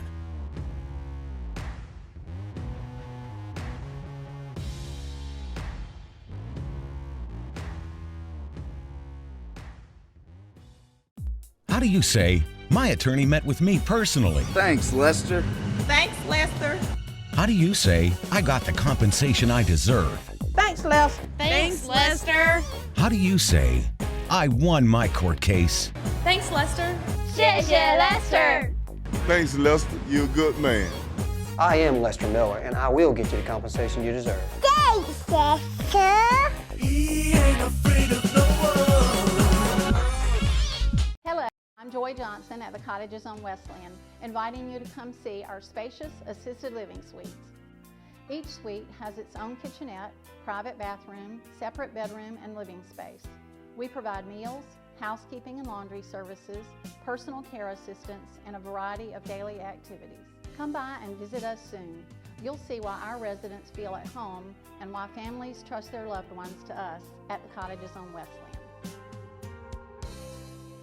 Wheezing, itching, runny nose, and coughing. All these symptoms can be caused by allergies, which are very common in Middle Georgia. Airborne allergens can make it difficult to enjoy life around here, like tailgating or attending a ball game. Even that seasonal cold might be due to allergies. Give us a chance to fix that. It's what we do. With multiple locations in and around Macon, we help children and adults with allergies and asthma. We want to be your Middle Georgia allergy team. Macon Boots is the newest addition to Midtown Macon. With brands like Rocky, Ariat, Georgia Boots, and more, Macon Boots can help you find the boots you're looking for with unbeatable prices. Whether it's boots for work, everyday wear, or maybe boots are just your thing, we have a whole selection from America, Canada, and Australia. While you're here, make sure to check out our authentic belt buckles, handmade knives, genuine leather wallets, and much more that you can only find at Macon Boots. We fit Macon. Crosby Roofing is more than just a roofing company. It's a family-owned company with deep roots in Middle Georgia. Since 1989, Crosby Roofing has been the source of quality roofing in Middle Georgia. Inspections and estimates are always free, commercial or residential. No job is too big or too small. You can trust Crosby Roofing for a clean job site, no upfront fees, and a lifetime warranty on shingles. Discounts for senior citizens. Crosby Roofing, quality you can look up to. Do you want to win? Do you want to crush the competition? Do you really want it? To be the best, you need the best in nutrition. You need VitaFuse Sport. VitaFuse Sport provides IV hydration, vitamins, minerals, and amino acids for serious athletes. Our infusions are nearly 100% absorbed compared to only 20% of oral supplements. So whether you are trying to win a championship, set a new personal best, or just want to perform better and recover faster, VitaFuse Sport was developed for you.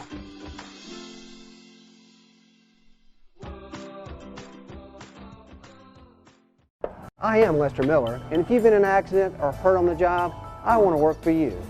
My office is right across the street from the Bibb County Courthouse, and it doesn't end there. Middle Georgia is my home. I graduated from high school here, college, and Mercer Law School. My family goes to church here, my kids go to school here. I work hard for my community, and when you need an attorney, I will personally take your call. Thanks, Lester. And I will work hard for you too. Contact Lester Miller today for your free consultation. Wheezing, itching, runny nose, and coughing, all these symptoms can be caused by allergies, which are very common in Middle Georgia. Airborne allergens can make it difficult to enjoy life around here, like tailgating or attending a ball game. Even that seasonal cold might be due to allergies. Give us a chance to fix that. It's what we do. With multiple locations in and around Macon, we help children and adults with allergies and asthma. We've teamed with Mercer, and we'd be happy to team with you. Go Bears! Crosby Roofing is more than just a roofing company. It's a family-owned company with deep roots in Middle Georgia. Since 1989, Crosby Roofing has been the source of quality roofing in Middle Georgia. Inspections and estimates are always free, commercial or residential. No job is too big or too small. You can trust Crosby Roofing for a clean job site, no upfront fees, and a lifetime warranty on shingles. Discounts for senior citizens. Crosby Roofing, quality you can look up to. You can tell everything you need to know about a man by the boots he wears. They tell his story. They let you know he works hard and plays hard. Macon Boots at 3182 Vineville Avenue carries Georgia Boot, Redback, Rocky, Durango, and more. From safety toe, chemical proof, waterproof, and snake proof to hunting, casual, and western, Macon Boots delivers only the highest quality in boots, belts, wallets, and hats to help tell any man's story. Open Monday through Saturday from 9 to 6. Follow Macon Boots on Facebook and at maconboots.com. Macon Boots. We fit Macon. Before you put your company logo or event name on the streets, say it with authority. Apparel Authority. Now at a new location off Eisenhower Parkway across from Lowe's. Shirts, hats, cups, pens, patches, we put your logo on almost anything. Our team provides quality craftsmanship and custom embroidery, and our screen printing will turn your design into wearable works of art. Call or stop by in person for a quote. Apparel Authority. Now at a new location off Eisenhower Parkway across from Lowe's. Hey folks, Russell from Gridiron Game of the Week. When you get ready to buy a new car or a newer automobile, there's always the dilemma of what to do with your current car. Well, that's where You Park 'Em, You Sell 'Em at 3306 Vineville Avenue comes in. You Park 'Em, You Sell 'Em is the original automobile dealership with the owner in mind. For 18 years, You Park 'Em, You Sell 'Em has been the only alternative to giving your car to a local dealer on a trade-in or trying to market your car yourself. So when you get ready to sell your old car, give them a call today at 254-6310. That's You Park 'Em, You Sell 'Em, 3306 Vineville Avenue.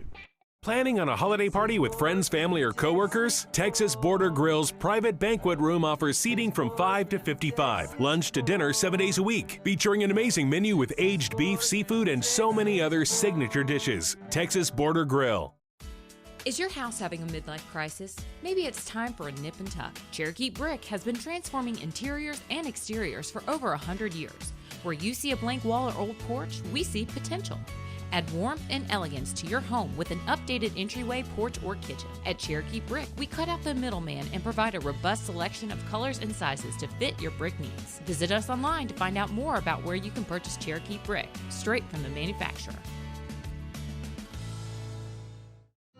The most interesting man in seafood is Captain Lee of Kudzu Seafood Company. Captain Lee brought the Gulf Coast to Middle Georgia without getting any sand in his Speedo. At Kudzu Seafood Company, Captain Lee's oysters shuck themselves out of respect for him, throwing themselves as tribute into hot oil until golden brown. Served as a kudzu po' boy, their final resting place being a casket of French bread flown in from Louisiana's famous Gambinos. Captain Lee uses his signature remoulade sauce to actually sign his name on each po' boy, a signature of his approval. Sit back and relax while enjoying a cold craft beer at Kudzu Seafood Company, located at 473rd Street in Macon. Stay coastal, my friends.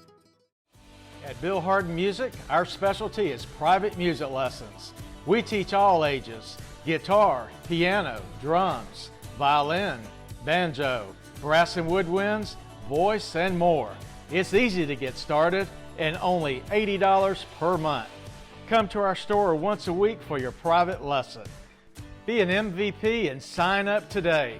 Call 781-1112 or go to BillHardenMusic.com. Oh my, what a pizza pie! Take one bite and you'll say it too. In fact, take one bite of anything they cook at Zoner's Pizza Joint and they've got you. You will immediately taste the difference because they make their dough daily. Use only the finest cheese and top quality meats. Zoner's even cuts their vegetables fresh daily. Combine all that on a crisp crust taste of a stone oven, and in between bites, you'll say, oh my, what a pizza pie! Zoner's Pizza Joint, Forsyth Road, Macon, and Houston Lake Road, Warner Robins.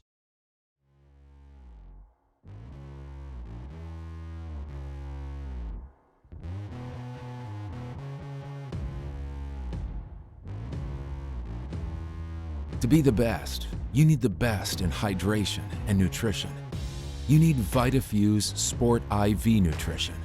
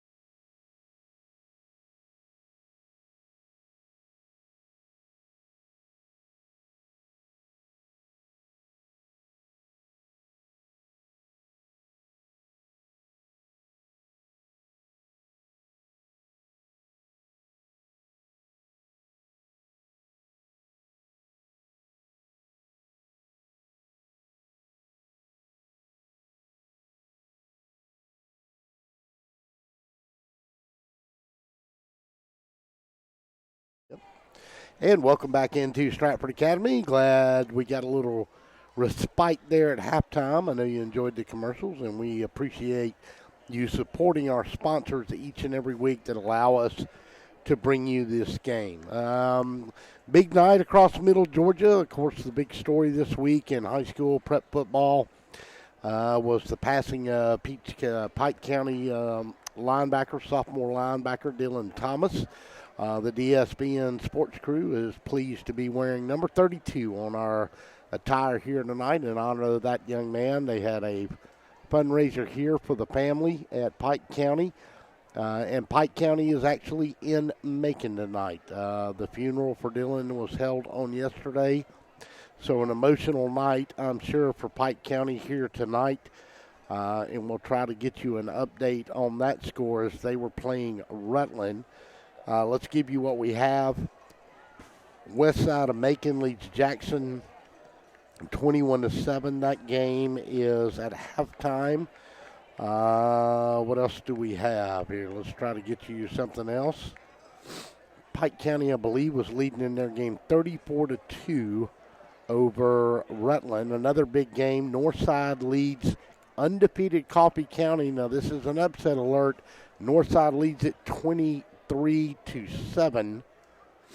Let's continue on. Toombs County 27, Bryan County 7.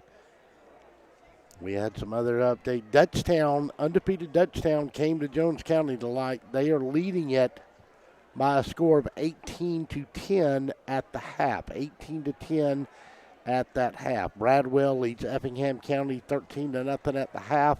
Big score out of the Panther Pit as the Howard Huskies trying to stay alive, undefeated in that region in Quad A, with a game with down the road to finish the season with undefeated Mary Persons. 14-10 is the score at that.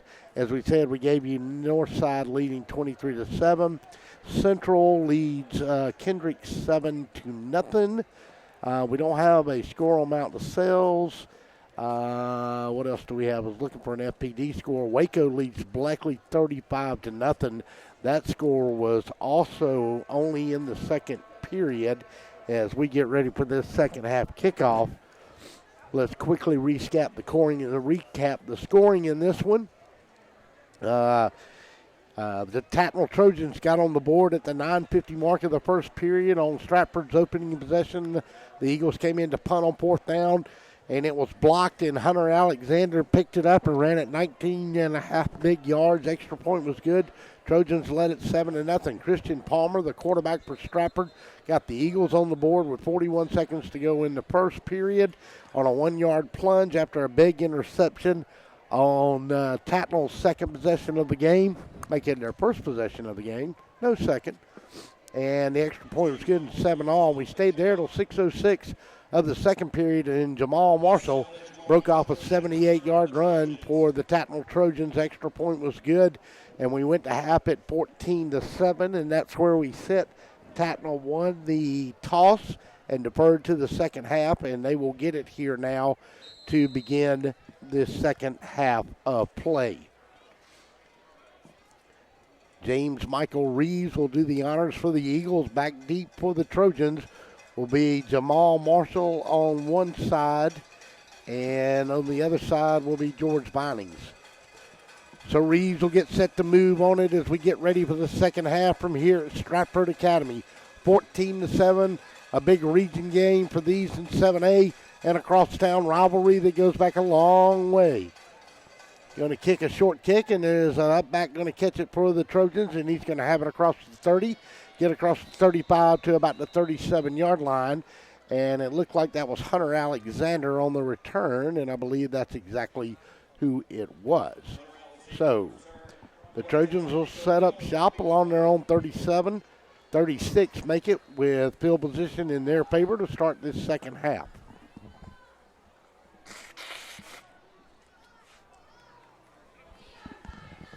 Our man, John Kosider, is going to work the second half from the sidelines to us. And he's got that Crosby Roofing and Seamless Gutters Player of the Game trophy with him. Send Binding in motion. They'll give it to him on a little cross-butt action. He'll go from the 38 out to the 40. A 2-yard pickup before he's brought down.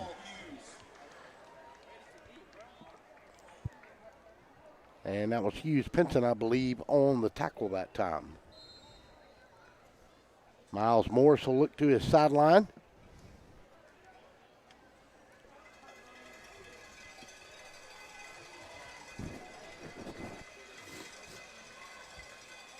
Pinson in motion, give it back to Jamal Marshall. Marshall is going to get across the 45-yard line, maybe just short. Let's see where they mark him at the 44 on a 3rd down and 6 play.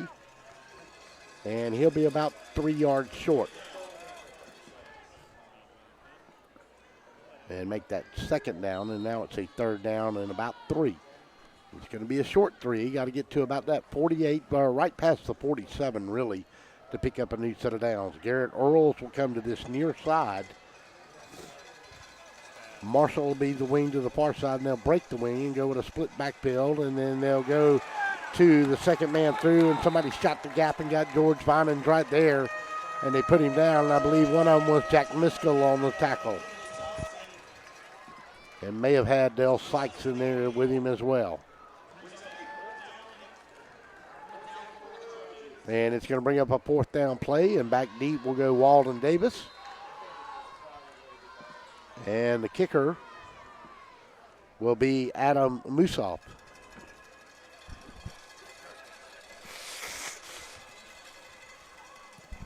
Musoff going to kick this one. Fair catch called for at the 23-yard line by Walden Davis, and that's where they'll take over. And I see John Kosater has made it to the sideline, hobnobbing with royalty down there. I see for Football Friday night, it looks like. How you doing up there? I'm doing well. I'm glad you got your ears on. Everything came out okay, I'm assuming? Yes, sir. Have a whole lot of static here. I can barely understand you. I think you're probably hearing me better than I'm hearing you. Well, that's probably the case. And we'll try to make it a little better for you. 9 minutes and 58 seconds to go, and we'll get a false start.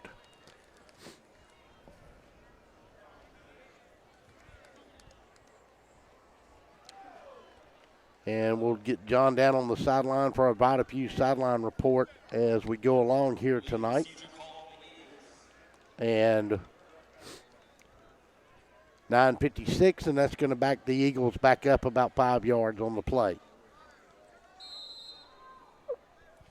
Big penalty there. Stratford can't afford it. They're trying to get the move.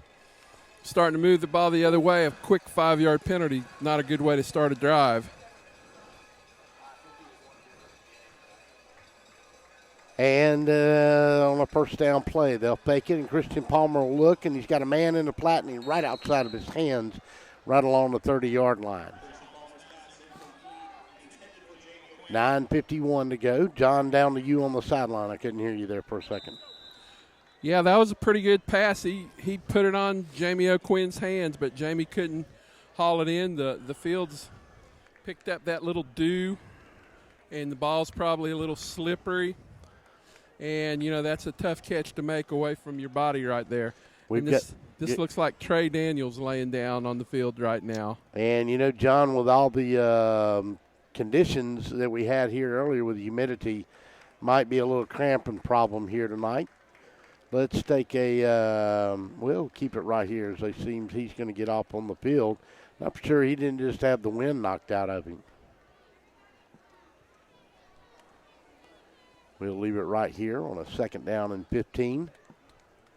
And, John, we'll get that straightened out during the break. Yes, sir. That's a big loss if that young man can't get back in the ball game. He's been a big part of the pressure that Tattnall's been able to put on Stratford.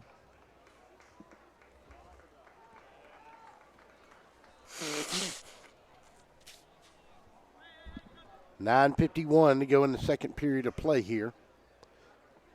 14-7 is the score.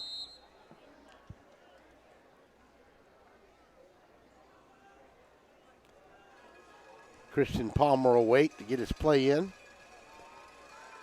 And he's finally got it. Jack Miskell will be the tight end to this near side. Jones will be split to this near side. Got time, got plenty of time. Going to go a long ways to Dale Sykes. And they're going to throw a flag, and it's going to be interference. And back deep on the coverage was Miles Morris, along with number 12 for the Trojans, and that was Evan Carr.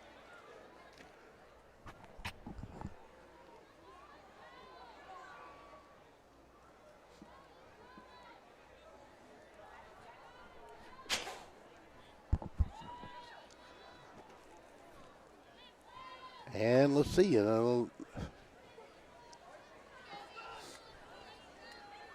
not for sure. We got another flag. John, do you happen to see one in the background, a backfield back there? Did not see anything back there. I was kind of blocked off. All I saw was wobbly football going up in the air. Not a real good pass, but looks like Stratford is going to benefit from that penalty. Pass interference against the Trojans. So at 9:42, that's going to move them up 15 yards to the 32-yard line and be first down and 10. Jack Miskell will check out.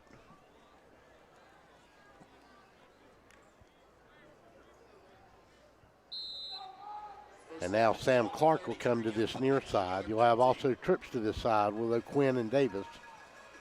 Jones will be split to the far side. Single setback this time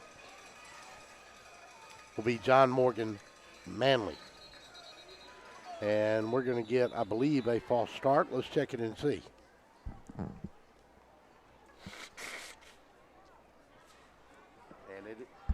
And it will be a false start, and that'll back him up 5.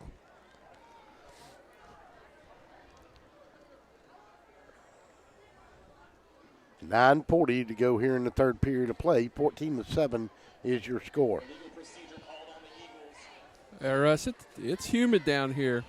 No lie about that. The 90-degree temperatures are gone, but it is very, very humid and very, very, I guess the word is dewy. Yeah, you can feel the moisture in the air, no doubt about it. It is thick. If it was a little cooler, we'd be in a fog bank right now. Christian Palmer in trouble. Going to squeeze away from 1, squeeze away from 2. He's got room to run, and he's almost got a first down as he'll go all the way to the 43-yard line. And I'll tell you what, John, he's had pressure on him tonight, but he's done a good job at times of escaping it. He's got real good feet. He's he's a point guard on a basketball team. He's just got real quick, elusive feet. And, he's a 2-year starter. He wasn't asked to do a whole lot last year. This year he's been given the offense, basically.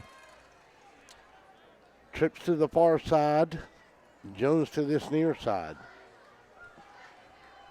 Manley will be the zone setback. Palmer going to throw a little slant, and he was looking to go that time to number 4 on the play, who was not quite ready, and that was Walden Davis. And I'll tell you what, if his receiver turns, John, he's got that ball and catches it in stride, he might have picked up a lot of yardage. No doubt about it. He was open running down the field, and he didn't even look back for the ball till the ball was at him. So this time they'll bring Walden Davis to this near side. Manley will be single setback. Christian Palmer will go in a shotgun. They'll stack Jones to this near side with Davis. Send Jones in motion. They'll fake the little jet sweep to him. Got time. Going to throw it right down the middle of the field, and that one's going to be knocked away, and no pass interference on it that time. And good coverage downfield that time, John. Oh, yeah. I'm right here down this way. I thought that was a good no call. There was a little pulling and tugging, but, you got to let something go once in a while. Both kids kind of going after the football, so I see that as a good no call. Well, the deep safety on that side was not going to let, and I guess that was Miles Morris back there that time, was not going to let him get over the top on him, and he had behind coverage. And the other man back there in coverage with him was number 3, and that was DJ Williams.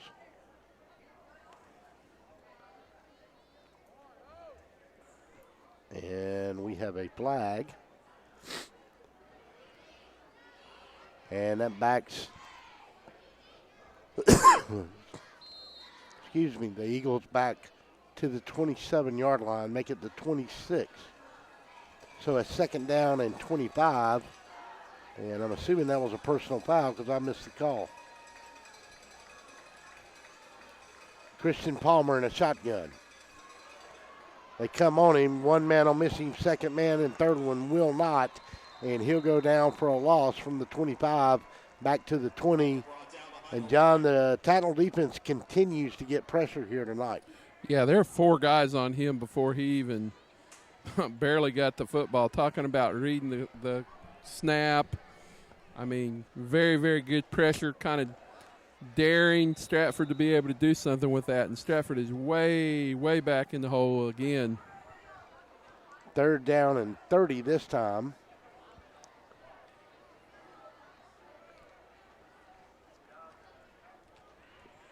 Make it about 34.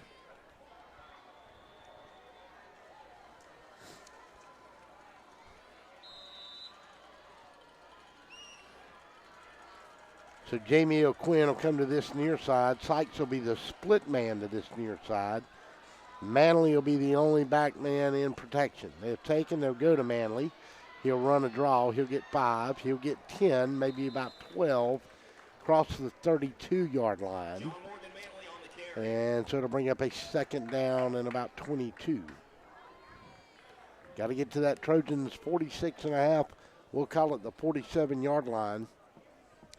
And so Jonathan Siegel will come back to kick this one away, and Miles Morris will go in deep punt formation to receive this one, and he'll stand right along the sideline with John Kosater along the 25-yard line. You have a view to a kill here, sir. Yeah, Miles is kind of back there to catch the football.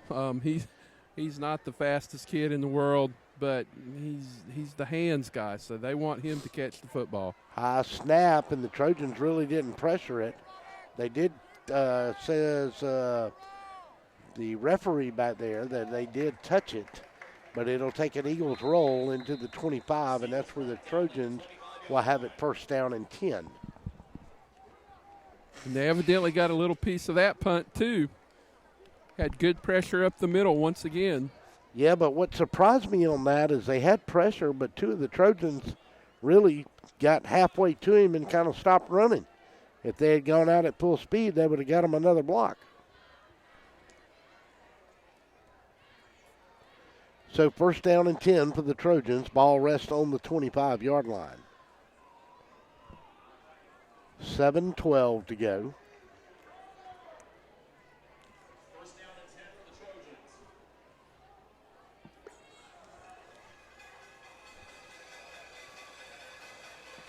First down and 10.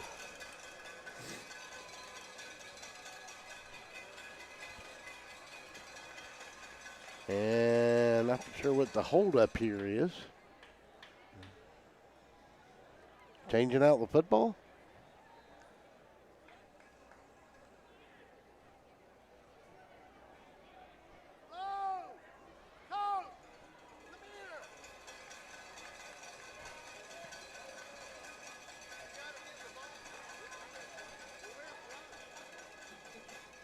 Coach Farrell getting on somebody on the sideline there. It looks like the ball boy, John.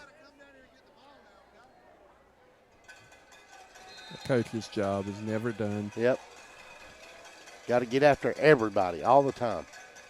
Under center, go to Jamal Marshall. Steps in, gets to the 29, falls forward to the 30, picks up almost 5 on the play. We'll call it 2nd and a long 5 right there. So, John, when you look at this game like this, it's always, these kind of games, it's always a rubber band that's slowly getting wound tight, and you just got to wait to see what side breaks it. I think that's pretty accurate right now, and I think Stratford's plan is every time Jamal Marshall touches the ball, they want to make sure that they put several jerseys on him, make him feel it. Take and toss sweep to Vining. Vining's got room to run. 35 gets to the 39. He'll pick up a 1st down as he's popped down hard on the play that time by Raylan Jones, but it's enough for a new set of downs. Needed 5, got 9, picks it up to the 39-yard line.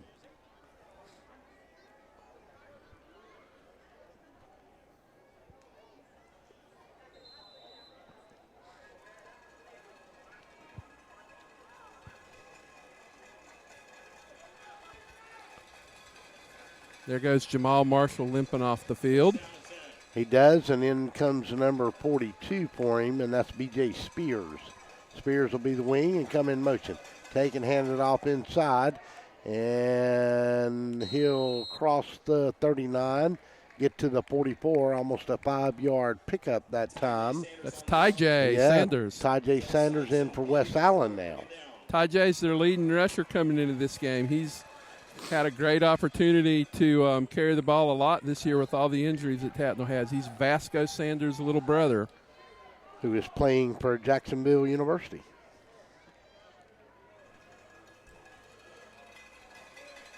B.J. Sanders, Vinings, and he'll go in motion. They'll go to Vining. He's got room to run. He's got a first down. They'll cross into Eagles territory and roll on in across the 50 to the 46. And it'll be first down and 10 for the Trojans right there. George Vining is a football player, Russell, no doubt about it. When he went down with a separated shoulder 3 weeks ago, Chance Jones said he was the one guy we have to get back quick. He's a linebacker on defense and a very tough, hard-nosed running back. You and I had separated our shoulders. Y'all still be coming to see us with flowers at the hospital. Take and goes into B.J. Spears. B.J. Spears will step in, and somebody really racked him hard, and that was number 3, Jamie O'Quinn, but not till he picked up almost 6 yards on the play to the Eagles' 40-yard line, and it's going to be a second down, and we'll call it 4. Good hard running inside that time by the Trojans. And B.J. Spears, another one of those kids, his first game back. Well, he played a little bit last game, but he had a concussion in the Trinity-Sharpsburg game, and he sat out almost the full 2 games also. Garrett Earl to the far side. Vining and Tajay Sanders. And they're going to give it to Tajay Sanders inside that time, I believe. I think that was Wes Allen. It's a lot easier to see numbers down here. Yeah. And it is Wes Allen back in. Jamal Marshall will check back in. And B.J. Spears will check out. Also checking in will be... You want me to say it? Charbaz. Johnny Karabish.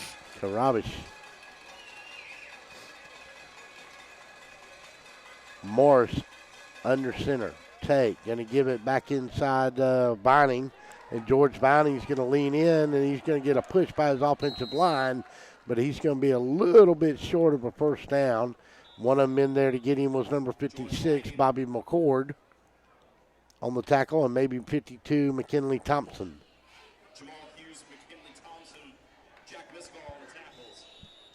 3:44, 14-7 is your score here. We get our first break. We'll try to update you on what else we got. 4th down coming for the Trojans. And we got a timeout. We'll take it with them. 30-second timeout, 14-7, 3:44 to go in the third with a big 4th down coming. We'll be back. How do you say, my attorney met with me personally? Thanks, Lester. Thanks, Lester. How do you say, I got the compensation I deserve? Thanks, Lester. Thanks, Lester. How do you say, I won my court case? Thanks, Lester. 谢谢 Lester. Thanks, Lester. You're a good man. I am Lester Miller, and I will get you the compensation you deserve. Thanks, Lester. He ain't afraid of no one.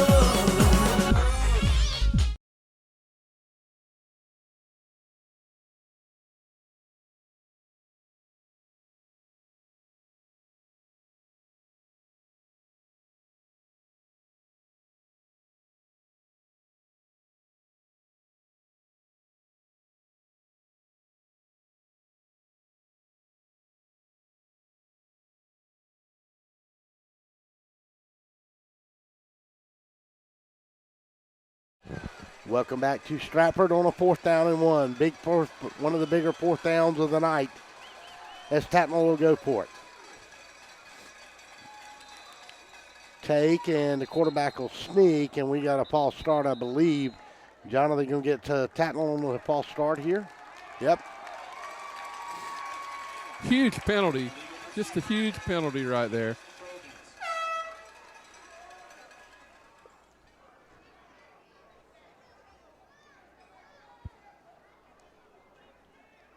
And now they face a 4th and 6.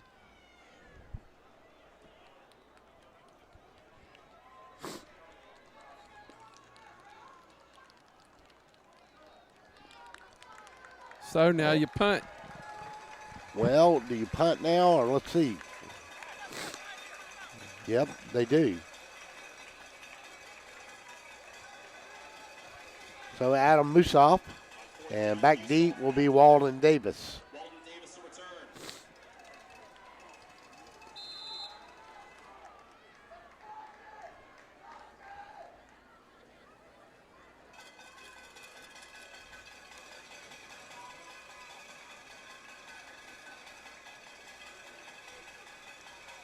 High snap, and he's going to have to really pull it down, and they didn't have pressure. And he got a great kick away as it lands on the 2 and falls in to the end zone. So the Eagles will come out on their own 20-yard line. And you're back. Guess what? I wonder why it was staticky. I'm really not going to tell you why. Yeah, because I touched the dial.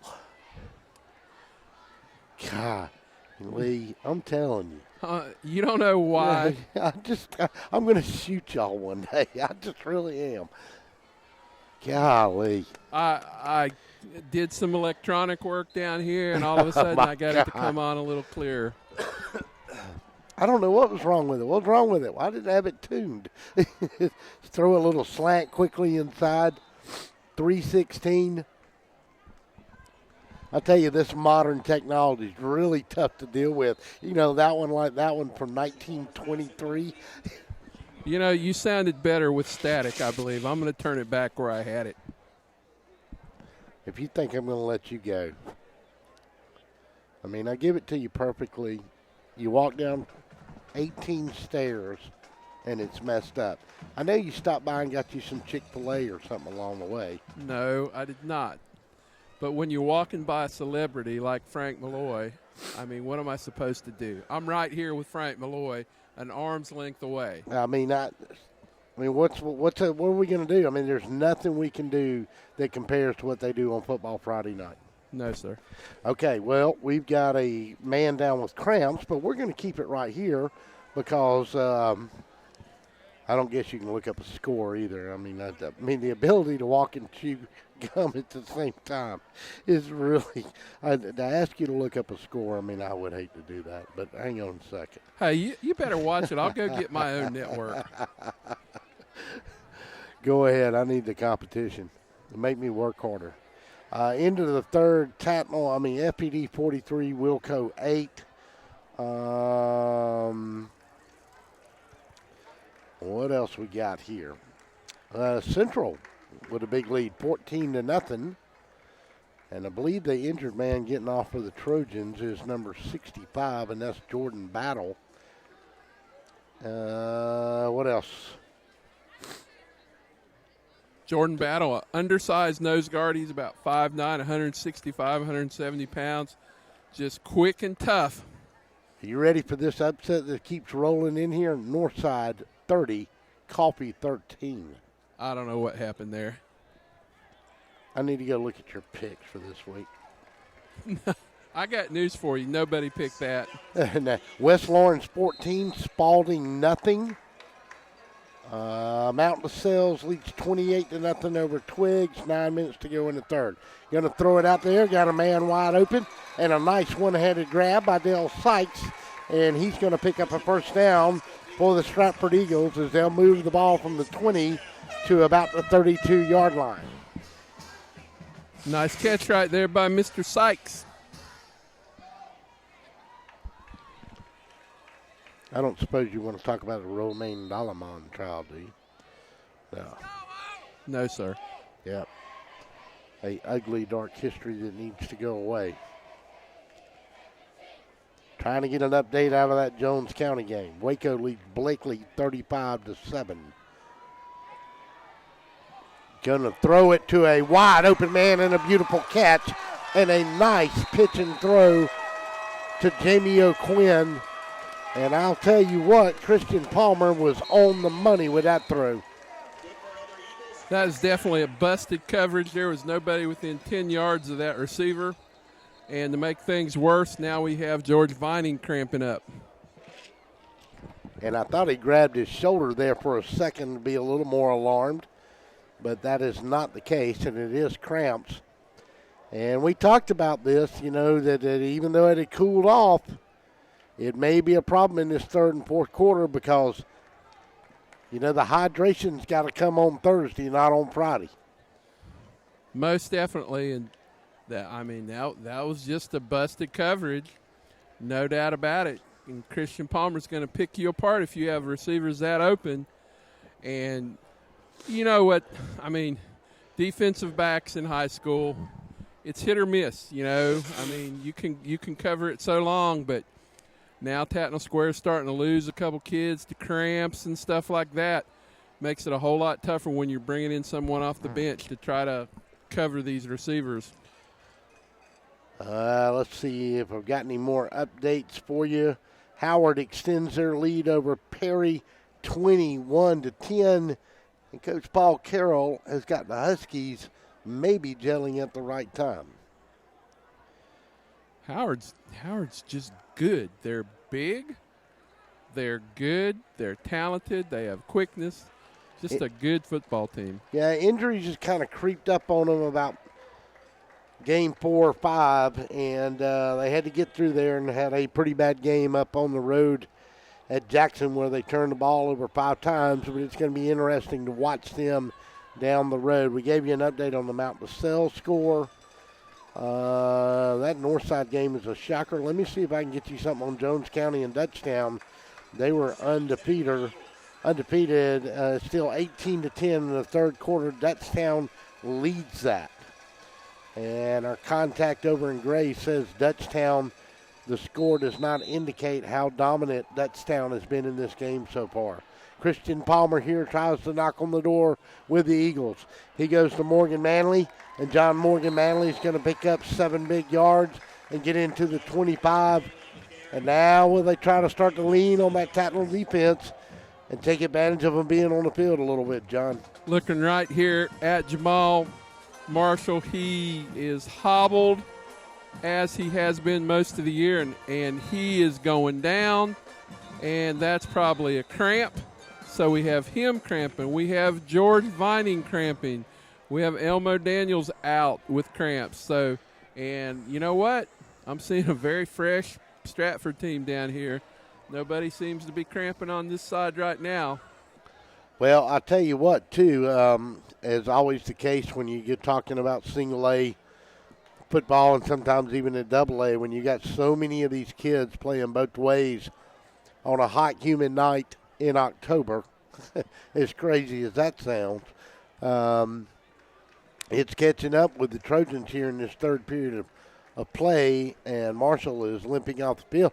And the way he's walking, I'm not for sure that's cramps. Well, who knows? You know, I tell you, this is like the 6th Tattnall game I've seen, and Jamal has gone off with that cramp-looking thing 2 or 3 times this year. So, anyway, we've got 11 players out there. Miles Morse, the quarterback, and Wes Allen and B.J. Spears. They've still got talented football players out there. Let's see what they can do. Christian Palmer on a 2nd down and 3. Takes and going to go to John Morgan Manley, and he's got room to run. Cut it in from the 10, cut it into the 5, and he's all the way down to the 7-yard line. Maybe the 6 is where they'll mark him down, and John Kosader knocks on the door. Just more physical right now. Stratford is just more physical. This is a team that has not been able to run the football, like 248 yards rushing in 5 games. And right now they're taking it right at Tattnall and having success. Yes, sir. Take and going to give it to Manley, and he's going to get knocked down at about the 3. Nice tackle, DJ Williams right there. And I have an aunt up here that's decided to make me his late night snack. I don't know what to say to that. I don't either. I just hope you don't eat too much. 129, 128. Stratford knocks on the door. Ball along the 2-yard line. I'm sorry, make it the 6-yard line.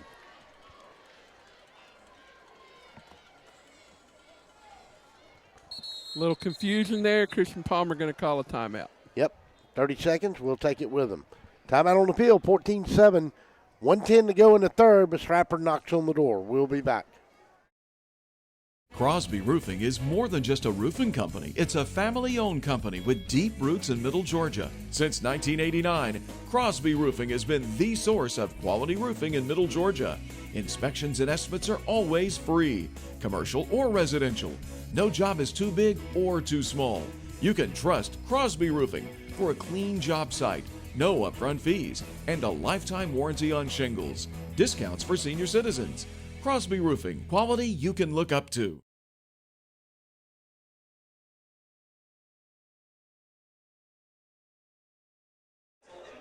Welcome back to Stratford Academy. 1:10 here in the third period of play. 14-7 is the score. Stratford is looking at a second down and goal at the 6.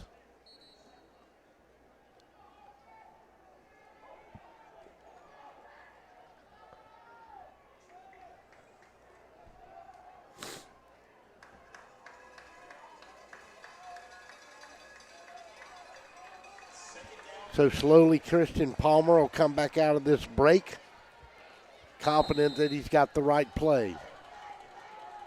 Have not seen Edlin St. Deal back in this period so far. Going to run a naked bootleg, and he's going to step in from the 6. Nice play that time. John, he drew it up perfect. Yeah, I was almost getting run over by that celebration. Nice run, Christian Palmer. And we've got a 14-13 game momentum Stratford right now, no doubt. I don't think there's any doubt about it. Extra point will come as James Michael Reeves will come in. So Christian Palmer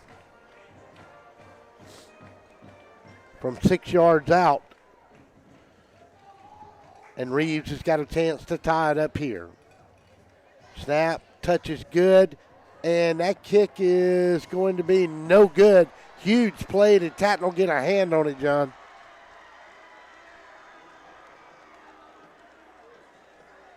Well, he obviously can't hear. Sorry, they did. Yes, sir, they got a hand. That was Wes Allen coming in and got a hand on it. And as poor a quarter as Tattnall Square has had, they're still in the lead. 14-13, 1:03 to go. Quick timeout. We'll be back.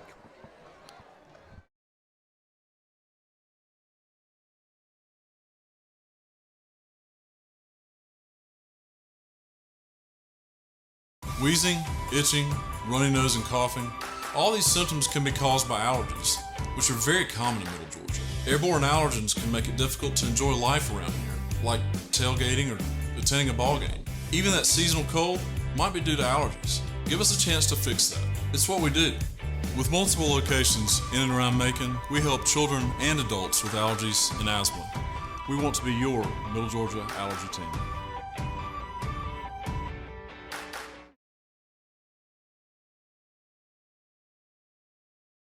Yeah, go ahead. And Stratford will kick it away, and they'll kick it deep, and it'll go into the end zone. And that's where the Trojans will take it in. First down and 10 at the 20-yard line. And that leaves us 63 seconds to go in the third. 14-13 now is your score after Tattnall got a hand on that extra point. It was a high snap.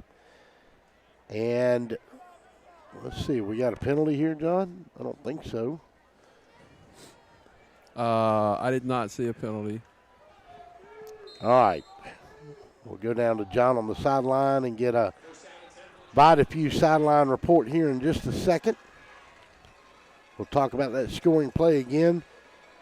And Miles Morris will come up to the line. This time he'll take, and he's going to leave it with his up back that time.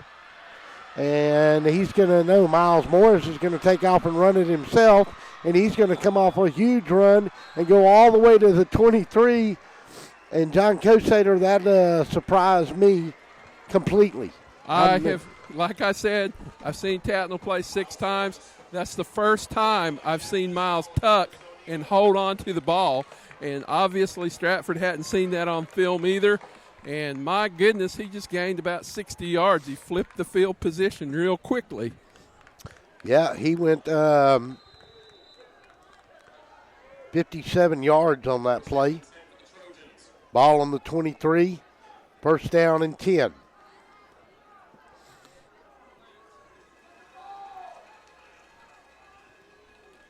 Take and going to give it to B.J. Spears, and he's got blocking in front of him. He's got 5 big yards. He's got 9 big yards. He'll roll into the 15-yard line, and just that quick, the Trojans are trying to answer here. You know, Jamal Marshall's out, George Vining out. Well, I'm telling you, B.J. Spears, Ty J. Sanders, and Wes Allen have seen the ball a lot this year already with everybody being hurt, and Tattnall's going to the sideline, and we're going to the other side of the field. And that's going to end the third period of play with 4-3-2-1. We go to the fourth. Trojans lead it 14-13. Ball on the Stratford 15 when we come back to start the fourth period of play. Zoner's Pizza, game of the week. We'll be back after this timeout. Macon Boots is the newest addition to Midtown Macon. With brands like Rocky, Ariete, Georgia Boots, and more, Macon Boots can help you find the boots you're looking for with unbeatable prices. Whether it's boots for work, everyday wear, or maybe boots are just your thing, we have a whole selection from America, Canada, and Australia. While you're here, make sure to check out our authentic belt buckles, handmade knives, genuine leather wallets, and much more that you can only find at Macon Boots. We fit Macon.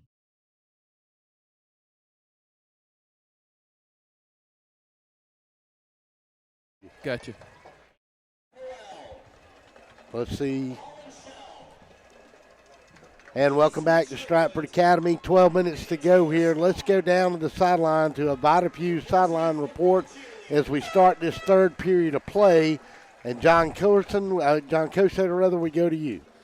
What a football game this has been. 14-13, not really a surprise of the closeness of the game. Tattnall seemed to get a little bit of fatigue coming right there while Stratford seemed fresh. Going to be a heck of a fourth quarter coming up, Russell. Thank you, John. 12 minutes to go in this one. 14-13. Miles Morris has jumped off a big run. It's the second big run of the night for Tattnall. The first one was a 78-yard touchdown run. This one went for almost 60. And the Trojans knock on the door at the 15-yard line on a 2nd down and 2. Take and going to give it to the second man through off the wing, and he's going to lean in from the 15, go to the 13, and I believe he's got enough for the first down. John, you're a little closer than I am. Looks like a first down. Yes, that's almost for sure a first down. Very patient running by B.J. Spears. Waited for that hole to open up and was able to sneak in there for 2 or 3. They're going to measure it. I'm seeing it, and it's a first down. Yeah, it looks like a first down up here to me, too. I tell you, John, this is a drive that could really hurt the Eagles right here if Tattnall could put it in.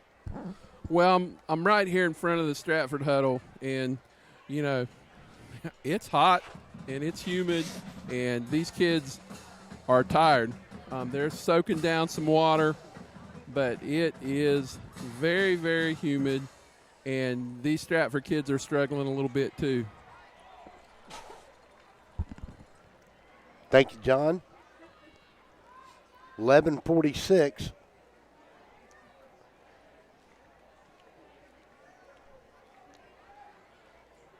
And they'll measure. They measured. I never saw him call it a first down. Looks like he might be a little short, or are they giving him the first down? Looks like it is a first down. Yes, it is a first down. It is a first down. All right, we got Ty J. Sanders, Wes Allen, and B.J. Spears in the backfield right now.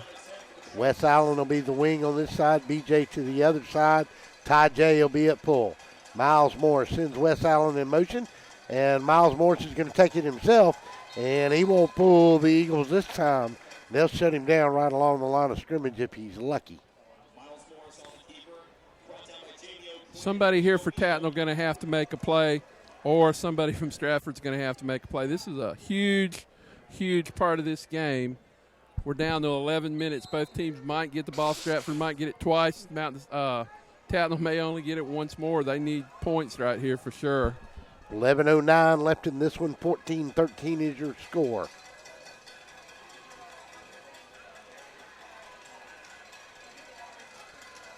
take and going to leave it this time with B.J. Spears. He's going to step in, and Stratford's defense is going to be right there with him. And number 7 was one of them in there, Dale Sykes, along with maybe number 56, Bobby McCord. That was definitely some of Bobby McCord. You like the sportsmanship here. These kids are pounding each other, but B.J. Spears reached down and helped McCord up, and McCord did the same thing. Update out of the Panther pit. Howard Huskies up 28-10. Waco leads Bleckley 54-13. Now Coffee County making some noise. It's 30-20 in that game down at Northside. Mary Persons 35, Upson Lee 7. Dublin 34, Dodge County 3 into 3. Miles Morris on a rollout. Going to take it, going to dip it and run. Go to the 5, go to the 3. Did he get in the corner? He got in the corner. Touchdown. And a flag flying, too, after the play. Light flag comes in. Miles Morris from 6 yards out. They said he stuck the nose of the football in there.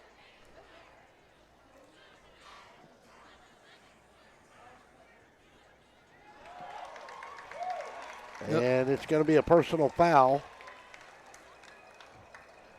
I have a feeling that was some talking after the play. The touchdown should count, and it could make the extra point fairly long.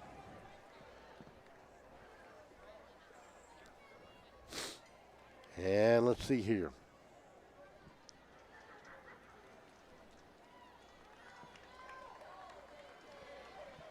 And they're going to come over and talk to Coach Faraba. Tattnall extends its lead at this point, from what we can tell, 20-13. Could make it an 8-point game with the extra point.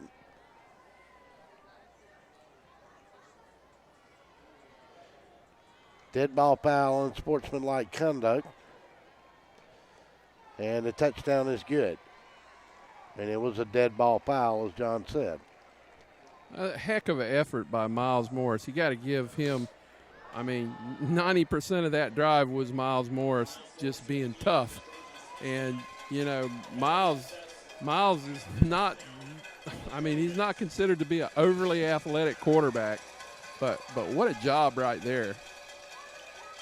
So they'll kick it. The ball will be placed on the 25. It'll be a 35-yard extra point for Adam Musoff. And this is a big extra point with a 20-13 score. So this is big here for Tattnall to make it an 8-point game. Plenty of leg here. Snap, touch, kick is up, and kick is good. Timeout on the field. Tattnall leads it 21-13. And there's a flag on the field. And we'll take a timeout. We'll be back. Hello, I'm Joy Johnson at the Cottages on Westland, inviting you to come see our spacious assisted living suites. Each suite has its own kitchenette, private bathroom, separate bedroom, and living space. We provide meals, housekeeping and laundry services, personal care assistance, and a variety of daily activities. Come by and visit us soon. You'll see why our residents feel at home and why families trust their loved ones to us at the Cottages on Westland.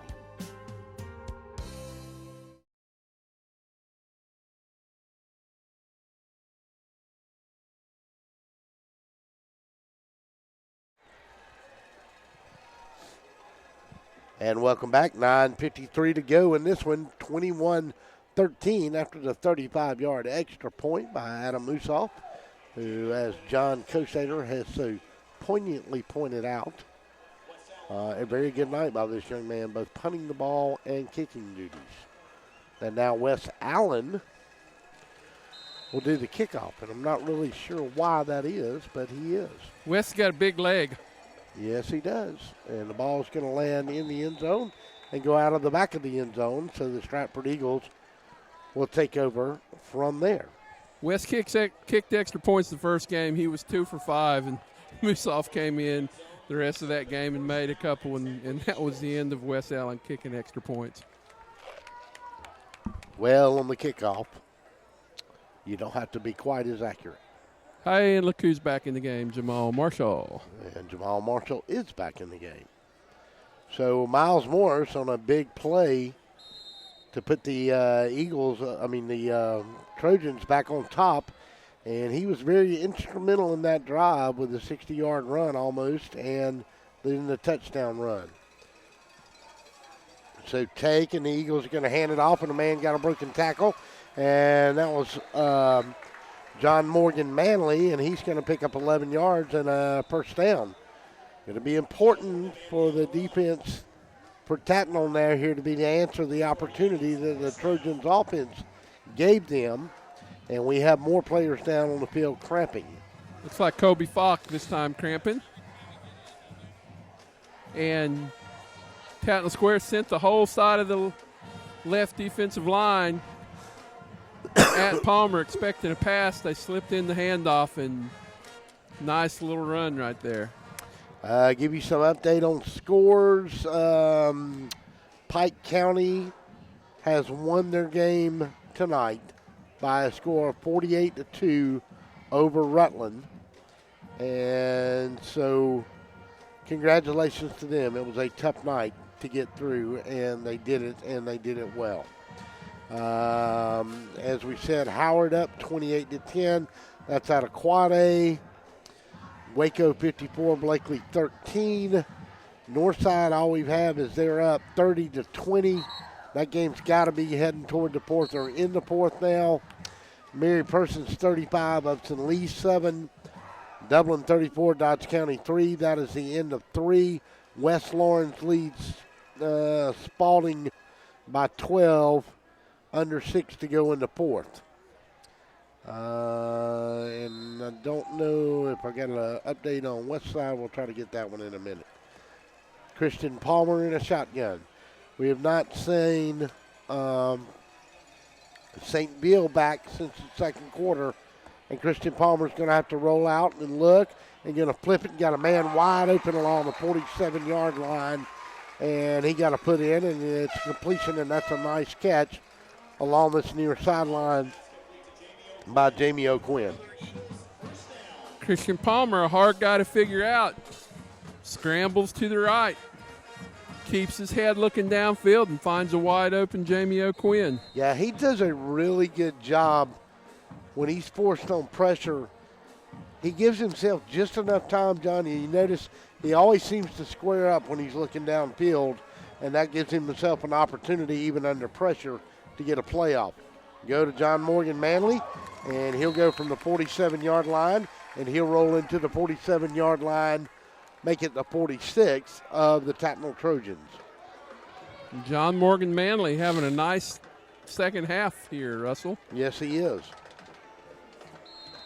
Remember, Edlin St. Bill started this, had a little problem with his ankle. Palmer in a shotgun. Trips to the left. Throws it right in the middle. And he was going to Jamie O'Quinn. And kind of short arm that one. Yeah, not a real good throw. One of Christian's maybe his worst pass of the game. Rushed it a little bit. Really didn't give his receiver a chance to catch it.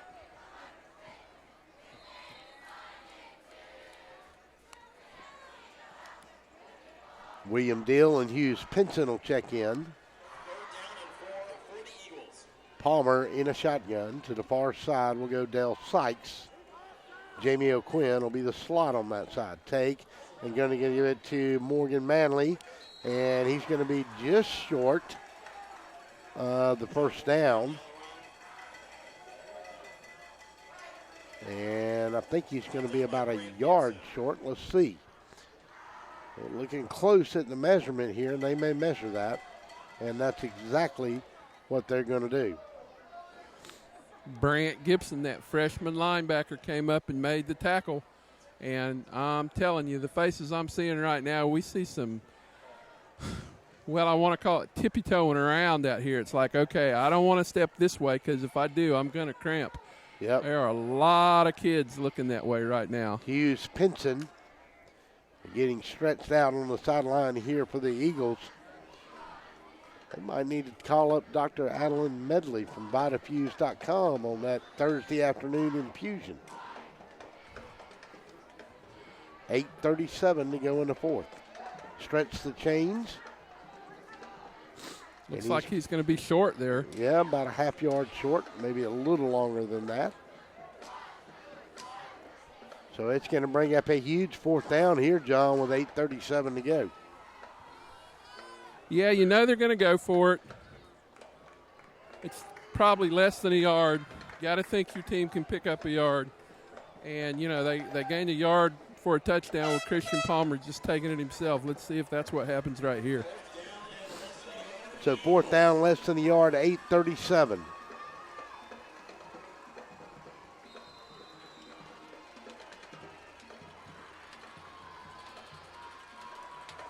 And they're going to get the Trojans to jump, and that's exactly what they wanted to do.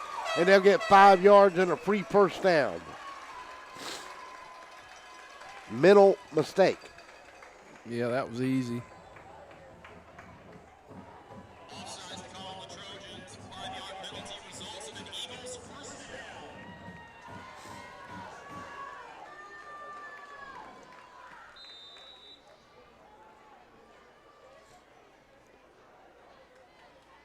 So first down and 10, moves the ball to the 38. Clock ticks under 8:20. 21-13, 8-point ball game. Eagles trying to mount a drive. Now they're deep into the territory of the Trojans at the 38. Christian Palmer got a man wide open. Walden Davis missed one tackle, and he won't miss the second one, though. He'll scoop his feet out from under him, but not before he'll pick up 7 big yards on the play down to about the 31-yard line. He's wide open. There was absolutely nobody over there. Somebody forgot about that side of the road. And we're seeing Jamal Marshall hobbling around out there again. Probably time to get him out of there. And here he comes out. And he will go out, and number 61 will check in for the Trojans. Second down and about 4. Christian Palmer with time. Going to throw to the middle of the field. And he was going actually a good fade over here to Jamie O'Quinn. And had a man running with him, and that was Wes Allen. And Wes is going to sit in the end zone and cramp. He's cramping. Yeah, this is not good here. Tattnall's really getting depleted right now on defense. I mean, you know, Russ, so if you're depleted on defense, you're depleted on offense because it's basically the same 12 or 13 kids. Right. And I saw Wes cramp against Trinity Sharpsburg, and he tried to return, but he just could not get back in the game. So with 7:19 left, this is another huge blow for Tattnall Square.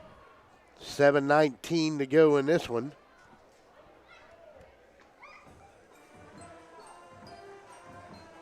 And Wes Allen will slowly make his way off the field. And at this point in the game, I'm not for sure, you know, if you can put enough Pedialyte in them to get them hydrated enough on either one of these teams. You know, Wes Allen is about as tough a kid as you could have. His dad, Donnie Allen, a standout at Tattnall who played at Georgia Southern. And, you know, I wouldn't be surprised to see him try again in just a minute. But, you know, Tattnall Square, they are getting down to it right now, especially in the defensive backfield. 7:19. John Kosater right down there on the sideline with us. Third down and 3.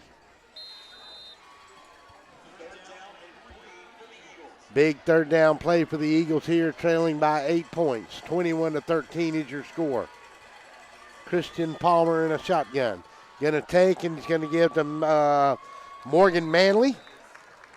And he's going to get enough for a first down.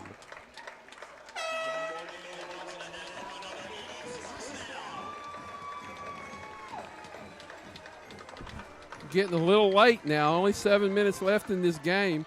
I'm looking at it. The Tattnall defense out of the 11 out there, about 4 of them are limping around.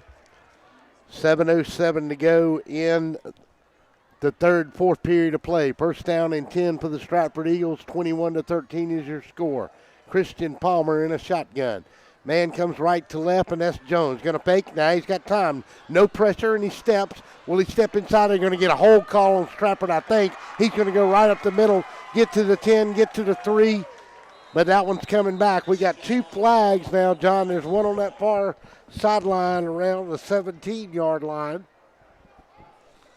And there's one back here on the 32, and that's clearly a hold. No doubt about that. That's coming back, I believe. And while it comes back, we have 2 players cramping for Tattnall.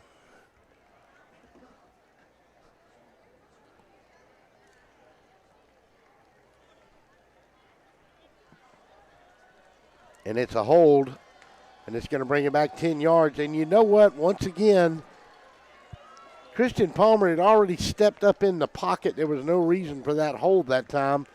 As is usually the case, John, it happens away from the play at an inopportune time. Oh, yeah, the gap was there. Christian was going to get his yards with that hold or not. Right. Costly penalty. And it also gives Wes Allen a chance to get back in there. Moves the ball back to the 43, almost the 44-yard line. It's going to be a first down. They have got to go to the 17 to pick up a new set of downs. Okay, we got 2-on-1 over here. Nobody's picking them up. Finally, Miles Morris comes over here. That's not where Miles Morris wants to be. Nope, and you got Wes Allen going to drop deep. Christian Palmer's going to scramble. Going to look, got pressure. He got hit, and they're going to throw it way down the middle of the field. And he got popped right along the 49-yard line. Good pressure by the Trojans. You know, it's funny. It's not the front 4 that are cramping for Tattnall. It's the linebackers and the DBs that are cramping. The guys that are having to do those long stretches of runs. Ball back on the 43, second down. 6-14. Only an 8-point ball game. Stratford had an opportunity, but got a bad holding call that pushed them back. Now the clock works a little bit against them at 6:14. Still plenty of time left in this one.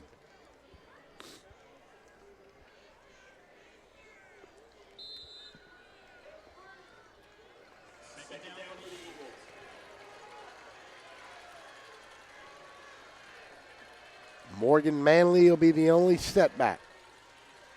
Go trips to this near side, threw a man right out there, and that is number 17 that's going to catch it and roll in, and he's going to get a lot of big chunks of yardage back that time. Jonathan Siegel on the reception. No, take that back. I'm sorry, that was Dale Sykes. Goes from the 43 to about the 27. Pick up of 16 yards, going to put him about 13 yards out on a third down play. They'll go trips to this near side. Jones will be the lone wide out to the far side. Palmer in a shotgun. Going to look. Can he get pressure? They will not get pressure. Now they'll chase him. On the 30, they'll get another holding call. And that one's going to be, they're going to say it's a touchdown. Walden Davis. All right, John Cosater. That happened right in front of you. Did he catch that ball? Well, I'm looking at that flag, that holding penalty, and I can 100% tell you that he did not catch that ball. That ball bounced to him. Clear as day. This referee missed that call, but it's not going to matter. There's another holding penalty. Crucial flag. Yep. Third down and 13. Now goes third and 23.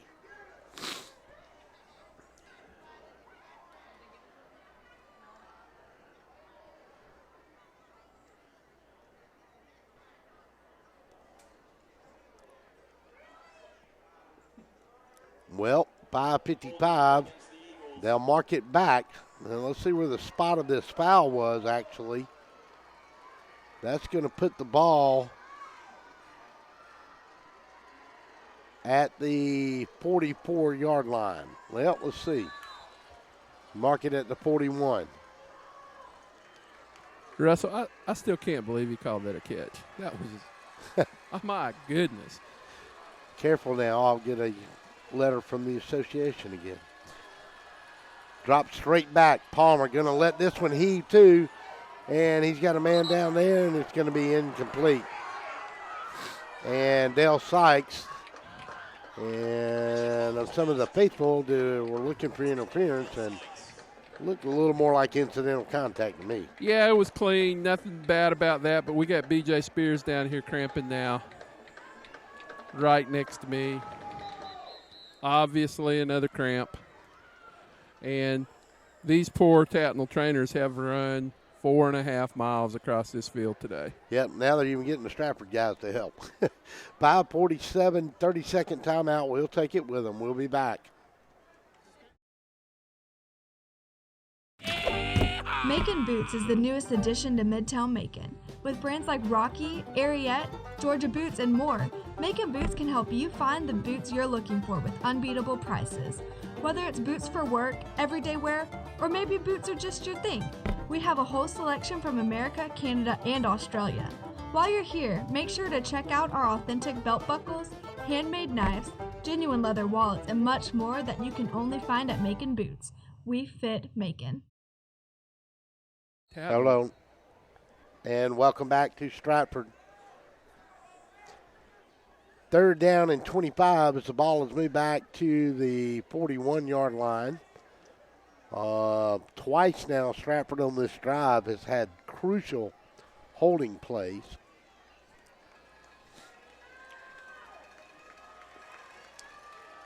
And let's see what the Eagles come up here with now. They're going to split Walden Davis to slot to one side, Jamie O'Quinn to this near side. Dale Sykes will be the wide out and Jones on the other side.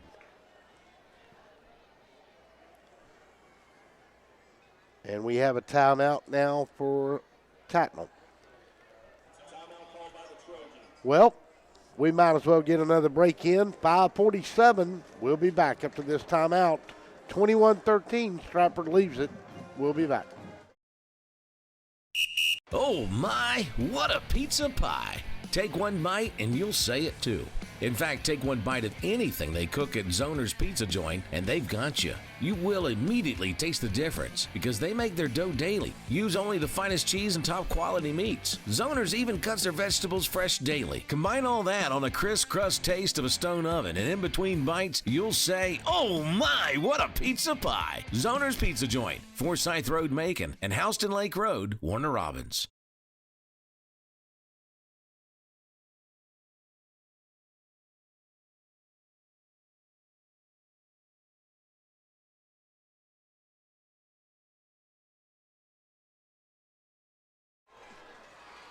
$5:47 to go, 4th down and 25 now. Jones to the far side. Dale Sykes to this side. O'Quinn in the slot to this near side. Davis in the slot. Jones will come in motion. And what's the play here? We got a timeout for Stratford. We do have a timeout for Stratford. We'll take one with them. We started this drive at about 6:15 mark. It's 5:45. It's taken us 83 minutes. We'll be back after this timeout.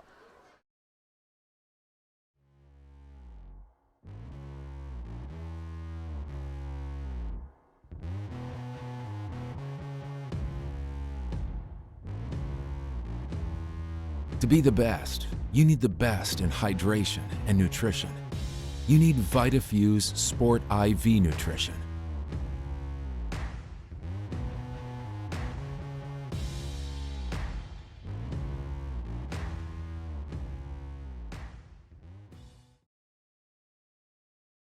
Back.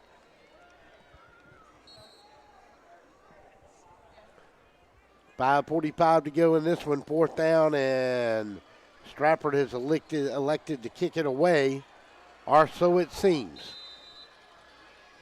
Tattnall's got nobody but about 15 yards, maybe 20 off the line, 15 yards off the line, and they're not buying it. They're going to let Stratford just kick this one away.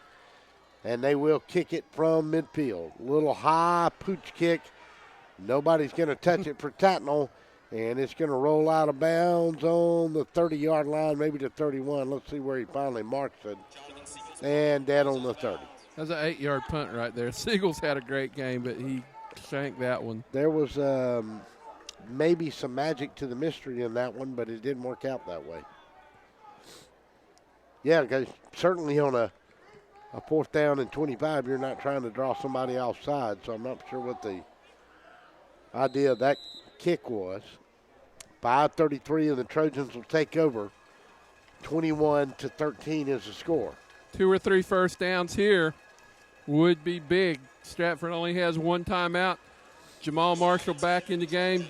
We're going to try to get, they're going to try to get 2 or 3 carries out of him maybe right now. Marshall will go in motion. They'll give it to him. Step inside to the 31, get to the 32, and he'll get pushed back right there. Pick up about 2 yards on the play, and it's going to bring up a 2nd down and 8.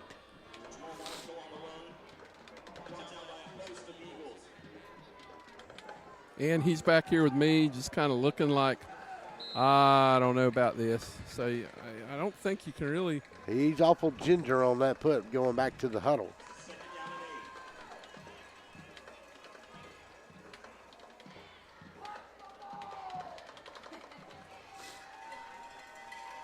Second down and 8 from the 32. Marshall will go in motion. Take, and they'll cut it off inside, and I believe that was Vining. No, that's Wes Allen. Yeah, that was Wes Allen because they've got him on the wing now. And we've got a little altercation at the bottom of the pile down there. They're going to give him up to the 36, a 4-yard pickup. And Wes Allen's awful slow getting up from that pile. Well, they're trying to steal the ball from him down there, and Wes was having no part of that. He was going to come up with the football. Doesn't want any question who has it. But it's third, and we're looking at a good 4.5 yards. Big play for both teams right here as we slip on down below 4 minutes. Big third down. 3rd down and 4. Ball resting on the 36. Tattnall needs a new set of downs at the 40. Stratford trying to bow their back on defense. Going to take and go to Jamal Marshall, and he's not going to get it. He's going to get back to the 36, maybe the 37, and it's going to bring up a big 4th down decision here for the Tattnall Trojans. And, John, if you're Tattnall here, you got field position a little bit on your side, but I say you got to kick this thing away and hope your defense hangs on. We are, this is definitely going to be a punt. Now, I've watched Adam Musoff, and he can boom it. However, I will tell you right now, if you pressure him, he struggles. He's a soccer player kicking a football, and he has struggled with pressure. Walden Davis will go deep, and he gets the kick away, and Walden Davis will fair catch it on the 27-yard line. 43-yard punt in a big situation right there. So 1st down and 10 for the Eagles now with 3:12 to go.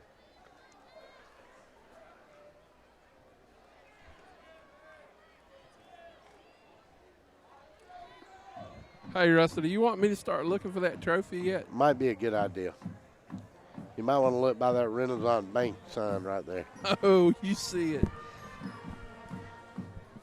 We got a decision to make. Don't forget our post-game wrap-up show coming up after this. We'll get the final verdict on this one presented by, and let's see where they marked this ball, 26. The final verdict of our game presented by Lester Miller, attorney at law.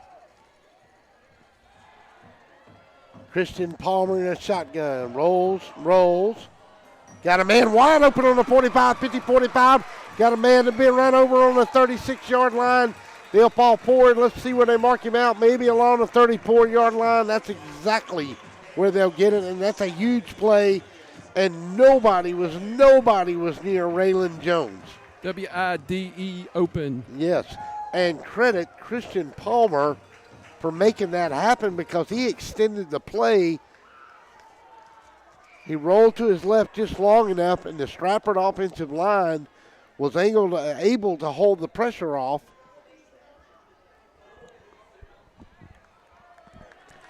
And now we have a penalty on top of that. They're going to score. I'm telling you, they're going to score. It's coming down to this 2-point conversion in about a minute and 20 seconds. Well, that took it from the 34 down to the 18. 19-yard line, so it was a personal foul, and I believe they're going to get that was a roughing the passer call because they threw the flag back at the 20 where Palmer was at. Manley is lone setback. Palmer got a man wide open in the flats, and he was trying to go to Sykes, and once again, where's the coverage from the Tattnall defense? It was not there. Yeah, his coverage was about 7 or 8 yards up the field. Palmer just overthrew him. Well, you understand the theory of keeping everything in front of you in a close game with time winding down, but maybe not when you're at the 19-yard line. Do you want to give them 9 or 10-yard cushion? Sykes will go to that far side. Jones to this side. Look, and they pick up the pressure. Christian Palmer's got time now. He'll tuck it and run. He cuts in on the 10 to the 5, and he'll fall into maybe the 4, and let's see where they mark him down. Right along the 5, that's going to be enough for a first down. And with 2:37, it stops the clock, and the Eagles knock on the door.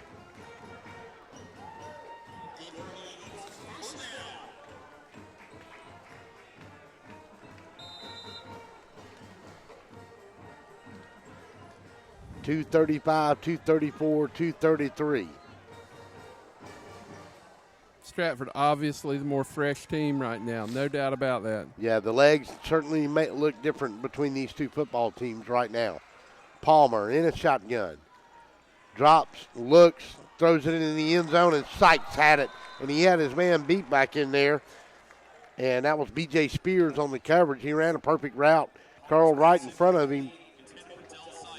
Throw just a little behind him, John, but it was awful close to getting there. Got to catch to that ball. No doubt, got to catch that ball. 2:15, 2:14. Could this be the series that determines the outcome of this ball game?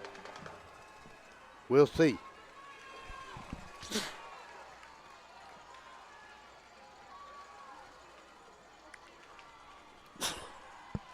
Palmer going to look. He's going to complete it out there to number 4, Walden Davis. But he's going to be brought down short of the goal line, right about the 5-yard line. Great tackle, Jamal Marshall over there. Attacked that catch and made a clean tackle. Very, very short gain. We're down to 1:50, and they're 3rd and goal from the 5 here. 3rd and goal from the 5. In checks in Jack Miskell, also number 40, Hughes Pinson. No, Pinson will check out. They'll go Jones down to this near side. Jamie O'Quinn, looks like they'll flip him now. O'Quinn will be the outside receiver. Sykes will go to that far side. Christian Palmer now on a 3rd and goal from the 5.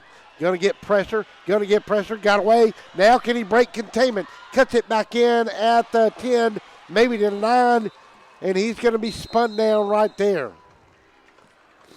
That's just a great defensive job right there. I see Hunter Alexander getting off of that pile. They went after him. Great call by the defensive coordinator over there. And, you know, I don't know really how Tattnall Square is holding them out. It's 4th down on the 10 all of a sudden. 4th down on the 10. We'll take a 30-second timeout. We'll come back. 4th and 10, 4th and goal from the 10 when we come back. How do you say, my attorney met with me personally? Thanks, Lester. Thanks, Lester. How do you say, I got the compensation I deserve? Thanks, Lester. Thanks, Lester. How do you say, I won my court case? Thanks, Lester. 谢谢 Lester. Thanks, Lester. You're a good man. I am Lester Miller, and I will get you the compensation you deserve. Thanks, Lester. He ain't afraid of no one.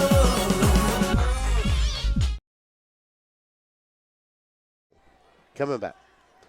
Welcome back to Stratford, and you talk about a big down coming. Let's go down to John Kosader for a Vita Fuse sideline report. John, doesn't get any bigger than this. 4th and goal with 72 seconds to go on this one. It's a full 10. They're on the 10-yard line. Tattnall Square looking for any breath they can get. the players, they're walking back out onto the field right now. They're tired, they're worn out, they're cramping. They need one more play right here. Final out of Jones County, Dutchtown has beaten the Greyhounds 18-10. Here we go. 4th down and go. Ball on the 10-yard line. Christian Palmer will be in a shotgun. John Morgan Manley is lone setback. Sykes will be wide to this side. Jeremy O'Quinn in the slot to this side. Gonna look on a 4th down play. Still alive. Throws it in the back of the end zone. Sykes, touchdown. Dale Sykes caught it in the near corner. And now it's a 21-20 game. Wow. Down to John Coachater happened right in front of him. I'm just stunned. Christian Palmer making a play. Nothing to it, making a play. Found the receiver halfway open. He had him beat in the corner, but Palmer delivered that ball with all kinds of pressure in his face. It comes down to a 2-point conversion right now, Russell. Yep, it does. We talked about this game at halftime mirroring the Mount DeSale Stratford game. You can't get any closer than we are right this second. Between that game and this one, Stratford 1-4 against a crosstown rival. Christian Palmer in a shotgun steps back on a 2-point play, and we got, what do we got? A timeout here by Tattnall. That'd be their second timeout that they just burned. And let's see. Yep, that's what it is. Well, we'll keep it right here. John, tell you what, Christian Palmer's played one heck of a ball game here tonight, especially on this drive. 4th and 10. He had time to throw the ball, but Tattnall came at him hard, and he threw that ball at the last minute. And basically, I don't even know if he knew who he was throwing the ball to. If they win, I'll ask him that question. He threw it to the corner of the end zone and was hoping somebody could go get it. Well, I'm telling you, I think he saw Sykes coming across the back of it because it was clear that he had his man beat. I don't know who that was back on the coverage. Was that Spears? B.J. Spears, yes. Yeah. You could tell he had him beat, but, how many times on this drive and the last time they score did we see Christian Palmer, as he's done awfully good here tonight, extend plays for his football team? Now, some of them have not been successful, but some of them have, and that was one that was. And let's see if they're successful right here. Do you dare run the football right here? I don't think, unless you're Christian Palmer running it, I don't. 62 seconds to go, 21-19, 2-point conversion coming. Going to take, and Christian Palmer's going to run it himself, and Tattnall's going to run him down along the 8-yard line. He won't get in. 21-19, and Stratford will have to kick it off. Timeout on the field, 30 seconds timeout, 1:02 to go, 21-19, Tattnall leads it. We'll be back. Hello, I'm Joy Johnson at the Cottages on Westland, inviting you to come see our spacious assisted living suites. Each suite has its own kitchenette, private bathroom, separate bedroom, and living space. We provide meals, housekeeping and laundry services, personal care assistance, and a variety of daily activities. Come by and visit us soon. You'll see why our residents feel at home and why families trust their loved ones to us at the Cottages on Westland.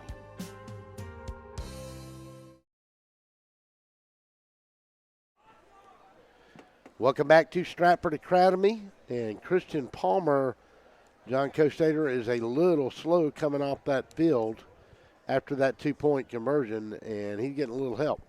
Hey, you know what? I'm going to say this. If they get the onside kick, watch how fast Christian Palmer feels fine. That kid, if they get this onside kick somehow, I guarantee you Christian Palmer will be back in there in about 3 minutes. Yeah, they're taking a look at his shoulder there a little bit, it looks like, or maybe not. Maybe they're fixing his jersey. Fixing his jersey. Game effort by that young man here tonight, especially in this fourth quarter. I really believe he's got the wind knocked out of him. He got hit by about 7 Tattnall players right there. Tough kid. So now, onside kick surely is coming. And don't call me Shirley. Well, let's look at it. I was going to say the north side. Stratford has no timeouts left, so if Tattnall Square gets this onside kick, this ball game's over. As we told you, Dutchtown came in 6-0. They had beaten 6-0 Jones County by a score of 18-10. That was the score at the half, and that is how it ended up. So a battle over there. Can you imagine holding Jones County to 10 points? Yeah, that's a good football team right there. And the onside kick will come. It'll take a punny little Stratford bounce, and Tattnall's going to cover it up, though, on the 48-yard line.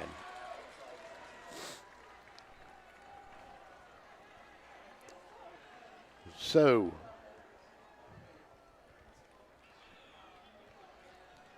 Howard has won their game.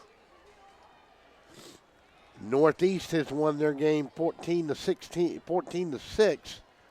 Oh no, 5:44 to go in that game. Northeast 14, Southwest 6. And Northside final. Northside has beaten Coffee 30-20. What the heck? What the heck?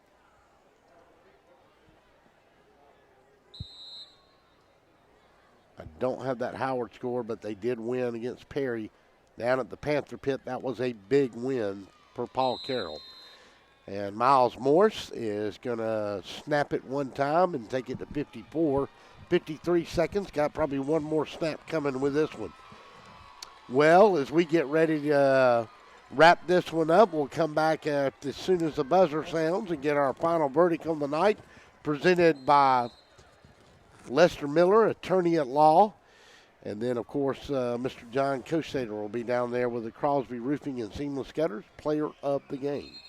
Hey, Russell, do I give him the box too, or do I just get the trophy out of the box? Whatever you want. What do you want me to do? You got to take the trophy out of the box. We don't want to show a box on TV. Okay, so I have to go over here among my other duties and take the trophy out of the box. You know, it's a struggle, but I know. Oh, I know you're up to it. I just dropped the trophy on the concrete. Yeah, it's probably got plastic around it too. Packaging. Have to take the plastic off. 27 seconds to go. Miles Morris in a victory formation at the Eagle 47-yard line. He'll snap it one more time. Clock will run 18, 17, 16. They won't have to snap it again. Tattnall will move to 4-3 on the season. Stratford will move to 1-5 as the clock ticks under 5, 4, 3, 2, 1. That's going to do it. Your final. Tattnall 21, Stratford 19. We'll take a quick timeout. We'll come back and get the final verdict on this one, presented by Lester Miller, attorney at law. I'm going to get a chance. How do you say, my attorney met with me personally? Thanks, Lester. Thanks, Lester. How do you say, I got the compensation I deserve? Thanks, Lester. Thanks, Lester. How do you say, I won my court case? Thanks, Lester. 谢谢 Lester. Thanks, Lester. You're a good man. I am Lester Miller, and I will get you the compensation you deserve. Thanks, Lester. He ain't afraid of no one. It's time for the post-game wrap-up. Let's head back to the stadium and get the final verdict on this one, presented by Lester Miller, attorney at law.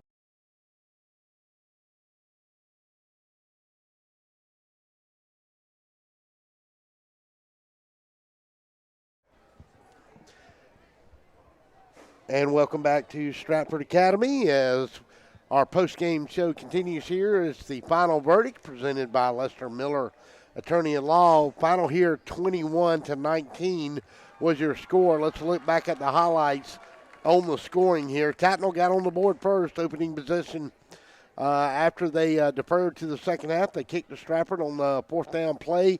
At the 9:50 mark, they got a block punt from 19 yards out. Hunter Alexander scooped it up, ran it in for the touchdown. Extra point was good, and Trojans led it 7-0. Then Christian Palmer, who had an excellent night here for the Stratford Academy Eagles, with 41 seconds to go in the first, had a 1-yard plunge. Extra point was good, and we were knotted up at 7 apiece.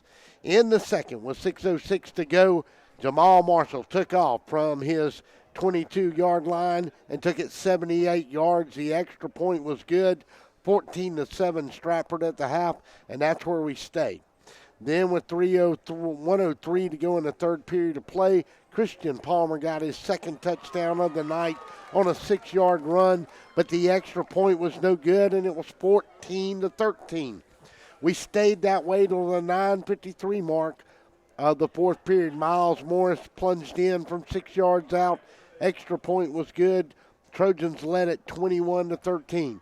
Stratford scored late, 1:02, a 10-yard touchdown pass from Christian Palmer to Dale Sykes in the corner of the end zone, made it 21-19. Sykes, then Christian Palmer tried to run it in on the 2-point conversion. It was no good, and that's where we ended it up. And our final verdict on this one is a score of 21-19, Tattnall over Stratford. John Kosader is down on the sidelines. He is going to present our Crosby Roofing and Seamless Gutters player of the game, and he is also waiting to get a chance to talk to Chance Jones, and we will try to run him down here in just a second. And we're ready to go. Let's go down to John Kosader on the field with Coach Chance Jones. Go ahead, John. Coach Jones, you needed a win. Doesn't get much harder than this. Stratford, what a game this was. It was a great game, and props goes to Coach Fairba and his staff for putting together a great plan, and they're always tough to play, and you know, you just got to come out with, you know, one play above them is what it always feels like. So you had a lot of nice long plays. Miles Morris had a big play. Jamal had a long run in the first half. The cramping, does it bother you that you had so many kids cramping in this game? Yes, it bothers me that I had so many kids cramping in this game. I mean, I don't know what the deal was, but we just got to take better care of our bodies, and I think that's the biggest thing to take out of it is we got to take care of ourselves, and I'm not sure we are on an individual basis. You got to like the guts you showed down here at the end. You know, they were pretty much, they had you where they wanted almost, although they had to go for two. You did a great job on the 2-point conversion play. It was. They stepped up big. You know, we thought we had him on the fourth down play, but he scrambled out and made a heck of a throw and then a heck of a catch, and we just were able to clamp down and 2-point conversion and come out on top. Coach Jones, 4-3 sounds a lot better than 1-3, doesn't it? Yes, sir. Sounds better. All right. Thanks a lot, Coach. We'll see you next week. All right, John, and now John will give us our Crosby Roofing and Seamless Gutters player of the game, and let's go back down to the sideline to John. Does he got our player yet? No, he doesn't. Why don't we take a quick 30-second timeout? We'll come back and get our player of the game. We'll be back after this. Wheezing, itching, runny nose, and coughing. All these symptoms can be caused by allergies, which are very common in Middle Georgia. Airborne allergens can make it difficult to enjoy life around here, like tailgating or attending a ball game. Even that seasonal cold might be due to allergies. Give us a chance to fix that. It's what we do. With multiple locations in and around Macon, we help children and adults with allergies and asthma. We want to be your Middle Georgia allergy team.